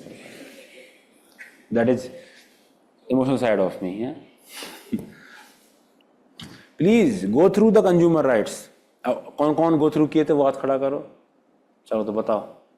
Yes. Right to redress. Right to dress. Right to safety. Online वालों आप भी आंसर कर सकते हो. You can also answer. Answer what are consumer rights. Don't copy paste from the Google. Right to safe products. At least you went through them. You are telling the right keywords. बाकी लोग कौन थे जो देखा जिन्होंने? हाँ जी आप बताइए. Right to safety. Right to choose. Receive result. Consumer education, very important, right? Yes. So if a company is not actually, displaying entire information on the website or about the product, then it is violating that. Yes. आप बताइए. Add any right to whatever right he has discussed. Same right only you remember. Okay. हाँ जी बताइए. Consent word नहीं है, कुछ और word है. ठीक है. So basically, हाँ, right to be informed about the product, that is right, but वो word कुछ और है. ठीक है. So word is different. I don't remember exactly that word, but it is part of. So basically, you must go through them, because when you are solving the case study, that is what you will be writing in demerit, that this particular right is violated. That is how you will make your case study different than other people who will be writing. You imagine many of you have given multiple mains, and if you don't know consumer right right now, you should understand that how your computer will also not be writing those rights. And it should be very much part of your GK only, because it can be asked in your prelims. It has been asked in your prelims, earlier also. So please, be aware about your rights, and then use them in your answer writing. ठीक है, अब कर लीजिएगा जिन लोगों ने नहीं किया है. श्रेया जी, I will be watching you. Okay? Okay. So customers. So whatever products and services we are providing, so health and safety of the consumer is paramount. Whatever services you are providing. Just like if you are making an electric vehicle, then the battery should not explode. Principle of non-malfeasance, it is there. It should not explode. Your product should be safe to consume. You are writing, and this autonomous vehicles that have come, it is there. The driverless car that is there. They should be safe to use. That much rigorous testing you should have done. A particular EV company, recently, it was under a lot of fire because it produced the products without doing lot of diligence. And that is why it is facing many complaints. The government had to intervene and said that you have to resolve all the complaints. Understood?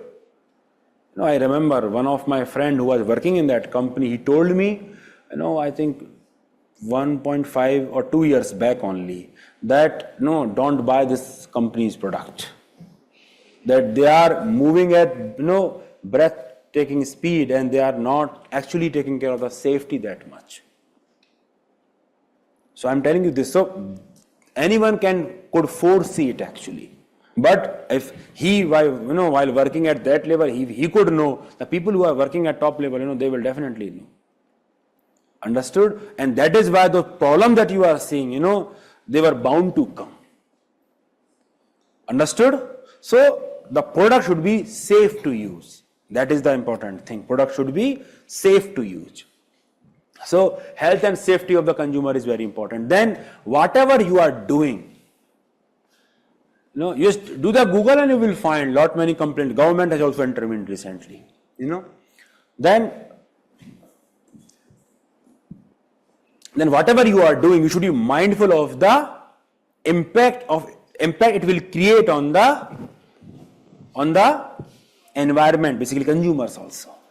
And that is why you see in the context of electronic waste, in the context of this, the extended producer responsibility term is there. Because it says, as producers, as company, you also have certain responsibility. So that is towards their consumers and towards the environment also. Understood? That ethical responsibility that is there. They should be sensitive to the culture of the consumers. That is why you see the MACD, it does not sell beef products in India because it respects the cultural traditions of our country. Understood? So you should be respectful to that also. And then the consumer also have rights. Rights means entitlements. Here we are discussing in the context of that this is what they should do. This perspective is that even when you are doing that, you must know that the customers are entitled towards certain things. Just like fundamental rights are entitlements, even though DPSP is there to guide you that this is what you should do. But fundamental rights are the bare minimum entitlements that are there at least. Understood? So entitlement, that you should respect the consumer rights that are there. And ultimately you should believe that good ethics is good business. I think someone in the chat, he mentioned that in the context of that only, that if someone is being ethical, then how it will help him economically. The line is this, that good ethics is good business. If you are fair, if you truly care for the, for the people, to whom you are giving services, it is important, that they believe in that. And that thing travel a lot than I am telling you any other thing. Another example, the same edtech company that went down, it went down because it was spending lot of money on marketing. And that is why even when they were selling the product for let's say 100 rupees, the customer acquisition cost was already at times 120 or 130. They were already in loss even when they are selling the course. Or the customer, the CAC, the term is there, customer acquisition cost, it was very, very high. Why it was high? Because they did not have that much of credibility in that market. So much so that people take their courses without lot of ad campaigns that are there. And that is why the structure is not viable. That is what you need to understand. That structure is never viable. So good ethics is, if you truly want to do right, and go long in your business, it is important that you must understand that good ethics is good business. Then loyal customers with low, it will lead to the low customer acquisition cost. So basically it makes financial sense also to do that. It makes financial sense also. It is not just ethical imperative, but it is very logical thing to do so. I think I gave the same example only. Suppose I don't do what I promised to you, then perhaps I will see my downfall very, very soon. And I think the same, have I mentioned about particular student who came to meet me and, he waited and ऐसे example तो सारे याद हैं आपको, हैं? अभी consumer rights पूछेंगे तो याद नहीं आएंगे. Yes, so that person, he messaged me, he said, now that you have gone to, this and perhaps you don't need a student. That's what he wrote. I never felt that way because, if I have that perspective, then my downfall is, I'm staring at my downfall only. I never, in fact, the bigger success that I have tasted, it has made me far, far more responsible and cautious about what I am doing, what I am promising. So that is what it is, that ultimately the value travels faster than. That is why all the unethical thing, all the corporate governance violation that you are seeing, it will have a lot of impact on that. And that is why Tata's and all these companies, they are very credible, loyal customer base. Because they believe that whatever they do, the company will take care of them. Understood? For the customers. So with respect to customers also, they need to be ethical. Understood? Then a company should not just be ethical to shareholder and customer, they should also be, very fair to their employees as well. It is part of corporate governance. That is what you need to understand. When we are looking at a company, we don't think from the perspective of internal stakeholders, that is employee. We often forget about them. So they have ethical obligation towards employees also, that they should treat every employee with dignity and respect. Results should be there, and they should not do any discrimination amongst the employee. So various companies, if you talk about discriminations, so when you're talking about discriminations and everything, if suppose any company, it is widely known that the company, discriminate against women only, and it does not promote them to the higher level because of the unsaid policies that are there. Will that company ever attract, a right female talent that is there? Because they will always know that this is not the place for me, because they will never value me and reward me. Understood? So you should not discriminate. A discrimination on the basis of, because if you discriminate on any other basis than merit, then again your doomsday is very near, because the employees then will not, look forward to actually work. They will look forward to on these attributes. That is how. If suppose any company is there, in that company, the sycophants is rewarded. Sycophants are rewarded. What will be the morale of the hardworking people? Hardworking employees, will they work hard? They will not work hard. Why they will not work hard? Because they are not rewarded for what they are doing. Sycophants are rewarded, and they are rewarded for sycophancy, not working hard. And that is why they will also not work. Where will the company go? Where will the company go? So that is why you need to understand that they should not indulge in discriminatory practices. Instead they should take care of the employees. So the bare minimum thing is that they should not discriminate. They should, pay the fair wage to whatever work they are extracting from them. Of course, the bare minimum is illegal practices, bonded labor and everything, child labor. They should not indulge in that. And other important perspective is they should take care of their growth, because very few companies actually take care of the employees. When I am talking about taking care of the employee, I am talking about the aspect that goes beyond remuneration. I am talking about the aspect that you are taking care of their, for example, training. You are investing in their capacities. You invest in the capacity of the individual only when you truly value them as human resources. The term resources for that purpose only. That you truly investing in the various training programs in the company, various sessions you are conducting for, let's say that your employees are, stressed, and you are conducting various extracurricular activities so that their motivation is high and everything. So when you are truly taking care of that, then you will have far more motivated employees to begin with. The Google is great in terms of that. Google, it gives you a lot of flexibility. I think we have discussed some aspects of Google already.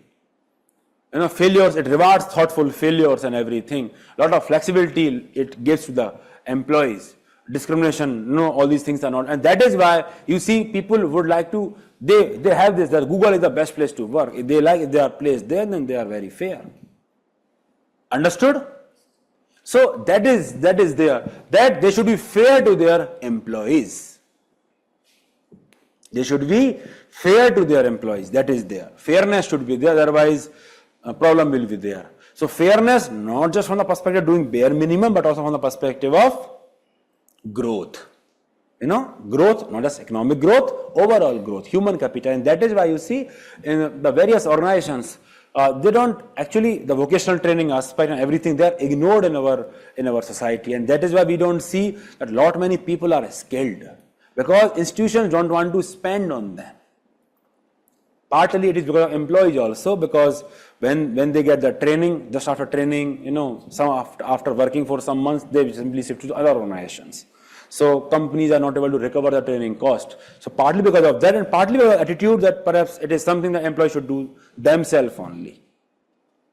And many of you might have this belief that training should be done outside only. Sir, why it should be part of the organization?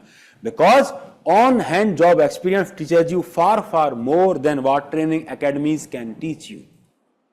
If suppose you are a civil engineer, you have done your engineering, right? How much you learned in your colleges? On the other hand, if you actually are given a project to work with in a reputed firm, you will learn a lot. You will learn real skills that will give you money, that will make you employable. So training modules and having this capacity is actually an ethical responsibility of the company and also make economic sense. Understood? So whenever we are discussing, I know this perspective all of you should have, whenever we are discussing corporate governance from the perspective of different stakeholders, we should think from the perspective that being ethical is not just ethical imperative, it is also economic imperative, because that is where question will be framed. Because usually the perspective is that if you are ethical, you will not be economical. It will cost you to be ethical. And that is why you should resort to shortcut. Usually this is the perspective. And that is why the UPSC wants you to understand, or the argument is that being ethical pays you. And that is why from every perspective I am discussing again the same thing only, that if you are ethical, it will pay you ultimately. The question that was asked by UPSC, CSR makes companies more profitable. Because the primary objective of a private organization is to profit making. So basically the entire theme of the paper is that being ethical, following sound corporate governance practices, it's not just ethical imperative, it is rational imperative. Then only you will be able to achieve your chief aim of profit making. Understood or not? That is what we need to understand. In this particular topic, it is very important. Understood? So basically, employees are very, very important and you need to treat them. And in the context of this, you should give examples of the good practices. You will discuss various good practices in the context of work culture. Google is one such example. Tata, when the people died from COVID, the employees, the Tata funded the education of their wards.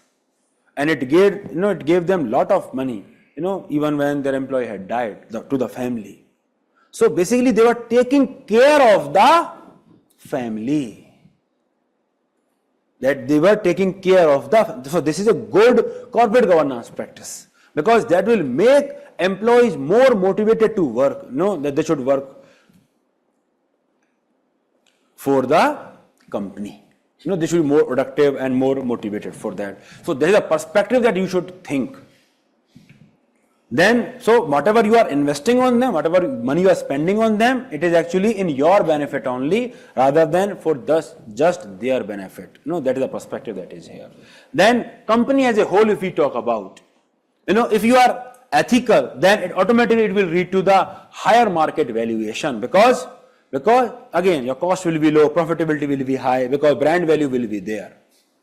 Another, company is there. Not company, of course, it is company. The coaching in the same industry. The chief mentor of that company, and during COVID time, he got lot of visibility on YouTube. People believe in him. He has a lot of good personality trait, and people believe, even the people who are not preparing for the civil services, they also know him. And when they know him, so the company that I'm talking of course you would have understood, I cannot take the name, but that company before that COVID phase, it was not that great in terms of revenue and valuation. Numbers I know, and that's why I'm telling you. So it was good company, but not that great company. But when, people saw, the chief protagonist of that company and they believed in him, because of interviews and everything, because of what a personality he has, they believe in him. And because of that, their company has grown like anything. Because people believe in him. So can you see how that brand value and that trust has actually paid the company in very economic terms? If suppose, God forbid that happen, if some wrong thing come out of, for that person, that people got to know, cheater and something like that. God forbid, again I'm telling you that it happened. If suppose then the brand value will just nosedive. Understood? So that is what, that if you are ethical, if you are honest, and if what you are doing is good, then people will believe in you. And when people believe in you, automatically, it will lead to the more brand value, and the economics will follow basically. If you follow ethics, money will follow. That is the principle that I also believed in. That you just have to follow and you have to do what you are doing. Good, you have to be very fair with respect to what you are doing. And that has actually led to tremendously massive growth for that company. When I'm talking about massive, it is true. And that you can see also, I think. Earlier, before COVID, how many centers they had? I don't think they were here. Yes, they were not there here in Rajendra Nagar also. Now you see. Yes, it is there. So basically all that visibility because of kind of money they have made for themselves. Understood? What are the numbers? So that you only figure it out. Okay, but that is what, that is how, market valuation help you. That is how being ethical help you. Understood? And it also help you in taking investment. Because people will only invest in those companies which are following sound corporate governance practices. Can you just, I will see it later. Okay. Because if you are not ethical, then why would someone put their hard-earned money in your company? Because when you are putting your hard-earned money in any company, you believe that they will work towards ensuring fair returns on your investment. They will be acting ethically only. Understood? So for those companies, it becomes easier to get investment. How many of you are investing in any mutual fund, for example? Any mutual fund?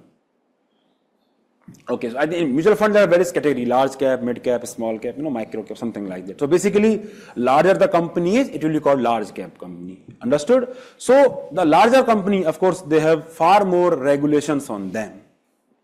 So the people, who wants to play safe with respect to their money, they usually prefer these companies because they know that nothing major wrong will happen in these companies.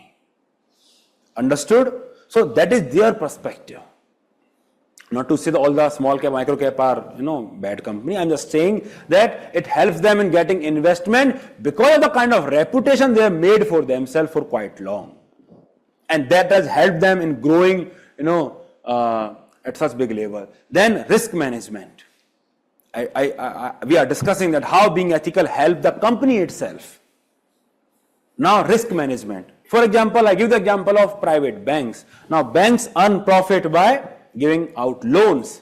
So for that matter, they can just indulge in the spree of loan mailers, for example, that we are distributing loan to everyone. Because the more loan we distribute, the more money we will earn. That is a simple arithmetic principle that is there. But if they indulge in such, reckless credit culture, then what will happen? Many of the assets will become non-performing asset because people will not give them back. And that will hurt their reputation. Why? Because they allowed their appetite for higher profit to take precedence over the sound risk management. Sound risk management demanded that the appraisal should be done before before the loan is disbursed. Appraisal of the creditworthiness of the consumer is done. So a good corporate governance will ensure that the risk management is done very properly, so that there is lesser chances of corruption that are there. And if there are lesser chances of such riskier practices, then automatically it will help company in the long run, economically also. Because sound corporate governance structure will ensure the term risk management, you must remember this term, that all such risks are mitigated. So that is why prompt corrective action framework is an example of risk management only. That if your NPA reaches this level, then these are the restrictions on your lending activities. It is an example of risk management. The government, the RBI here is regulating the risk. That if you already have NPA to that level, then you please don't go into fresh lending. You should work on this NPA level. Because if this bank goes bust, then lot of people will, sink with it. Understood? So risk management. And of course, it enhances their economy, efficiency, effectiveness, something that we have already discussed. And if company is ethical, they can play it in the context of, by creating a differentiating factor. So that is how we are actually different. Understood? And that company will promote sustainability and innovation in the long run. Because they value that. They are not complacent. They are not taking shortcut. They value their hard work. They value in staying in the race for the long. Understood? So that is the obligation, that is how company as a whole will benefit. Now, another important stakeholders were competitors. Now, all of you may be asking that why competitors, we should be ethical to competitors? That is the question that is there. Why we should be ethical to competitors? Because when we are discussing corporate governance, we are discussing that we should be fair to all the stakeholders, not just to consumers and shareholders. Then why we should be ethical to competitors? Because ultimately, the market functions well when there is demand-supply mechanisms that are operating very freely, more or less freely. Understood? So if any organization is indulging in anti-competitive practices, it is disturbing that market. It is disturbing that market forces. And it will actually lead to lot of problems for the market itself only. For example, I give the example of telecom sector. Earlier a company was there, were giving lot of free internet services and deep discount ultimately. And because of that, many companies became unviable. Only one company majorly survived. Mostly duopoly now, mostly duopoly. Imagine if that company had also not survived, then what would have happened? Now entire money of the wedding, would be reimbursed just by hiking the monthly plans. Understood? So the point is that the market will be disrupted like that. The consumers will be cheated like anything. That is what would have happened if you indulge in anti-competitive practice. And if you indulge in anti-competitive practice, if you are striving for monopoly, I am telling you it will hurt you only at the end. Even the company who is striving for monopoly, it will hurt them also. I will give you the example. This Nokia company was there, mostly monopoly was there. Almost monopoly. Most mobile phones were of this company only. And it became complacent because it did not focus on its own innovation and competitiveness, because it was just basking in its glory of being, having a monopolistic share in the market. And it did not invest in Android and smartphone features, and look how it went out of the market. So if you're striving for monopoly, it will hurt you only. If suppose some of the company or any one particular company, it disturbs the competition, the demand force, the market forces competition, that we will pay some bribe to the crony capitalism. Basically, we will pay some bribe to the government to get the favorable policy.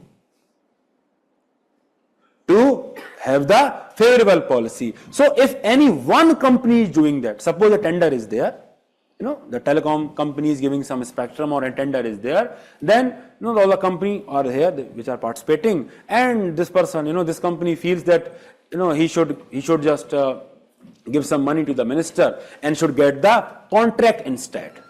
if suppose he's believing in that, and he's thinking from only his perspective that my company will be benefited. Because ultimately, if he gets the contract, then valuation, everything will be high. He will get more money in tender, everything. Yes. So from his perspective, perhaps short term he will get money, but still his action is unethical because A, he's not being fair to other competitor. Now you would say, sir, what is his obligation? Firstly, for being unethical. For being fair to other competitor. The obligation is that even though, if he is starting with that practice, that is how tender should be given, then someone else will come tomorrow who will be having bigger pocket than his. And then he will only cry after some time, no, there should be fair bidding. Understood? Even though you may have whatever pocket, someone else will have bigger pocket than yours. Understood? And that is how, then he will cry, there should be level playing field. Sir, no crony capitalism should be there. So that is the argument that you should be fair in terms of your bidding. And that is why integrity pact is promoted by the government whenever it is indulging. Integrity pact, you may write that term. Integrity pact is promoted by the government whenever government is, has given out any tender, and all the companies, they enter into this integrity pact with the government that they will not offer any bribe to the public official to secure that particular tender because it disturbs the level playing field and it is not good in the context of economy also, in the context of market. Now I will give you the example of one company, let's say talking about mutual fund industry that is there, and SEBI chief, the allegations are there. Yes. Imagine, that one of the private company is aligning with, just hypothetical, everything is hypothetical, then that one particular private company is aligning with the SEBI chief. It is aligning with the SEBI chief. And because it will get better valuation and everything and under everything, Now, of course, in short term it will get benefit and everything. But shelf life of lie is very small. Ultimately, people find out truth. And when that truth comes out, what will happen? Will it just lead to the problems for that company only?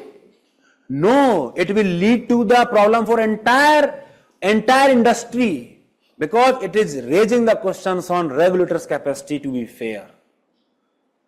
All the FIIs which are there, foreign institutional investors, they will simply plug their money out because they will believe that the SEBI, the regulator itself, is not playing fairly. And that is why the action of that company is wrong. The regulator is also wrong, but that company action is also wrong because it is killing the entire market and of course itself also. Understood? And that is why anti-competitive practices, one should not indulge in. Because ultimately it will backfire only. Ultimately it will be backfiring only. Then, in this economic angle, another thing is there. I think we have discussed that behind every crisis in India, are they moral or economic? Yes, we have discussed that. Crisis in India, are they moral or economic? Or another essay is there that poverty anywhere is threat to justice everywhere. Another essay is there, So here, let us discuss the economic consequences of unethical activities. So have we discussed the argument of recession?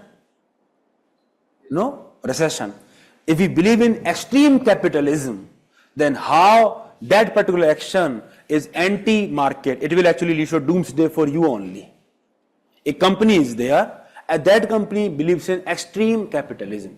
And suppose entire economy is working in the context of extreme capitalism only. What is extreme capitalism? That they will be garnering every profit in their pocket and they will not be distributing the profit. Obviously, they will not be giving that profit to the employees who are working for them. Bare minimum money they will be giving. And don't you think it is a recipe for short disaster? Because if you are cornering profit to everyone, only few individuals, then, and you are producing goods at the mass level, then who will buy those products? Because there will not be any demand. Don't you think there will be a recession? So poverty at the level of workers, at the level of employees can threaten the justice at the entire market economy level.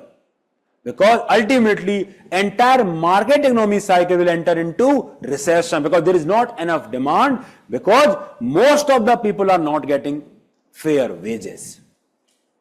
And only few people are having all the money into their pocket, and that is how it will create problem. So crisis in India, is it moral or economic? So we have lot of economic crisis because of immorality. Our version of inequality, 1% of having 40, that inequality is actually leading to so many problems.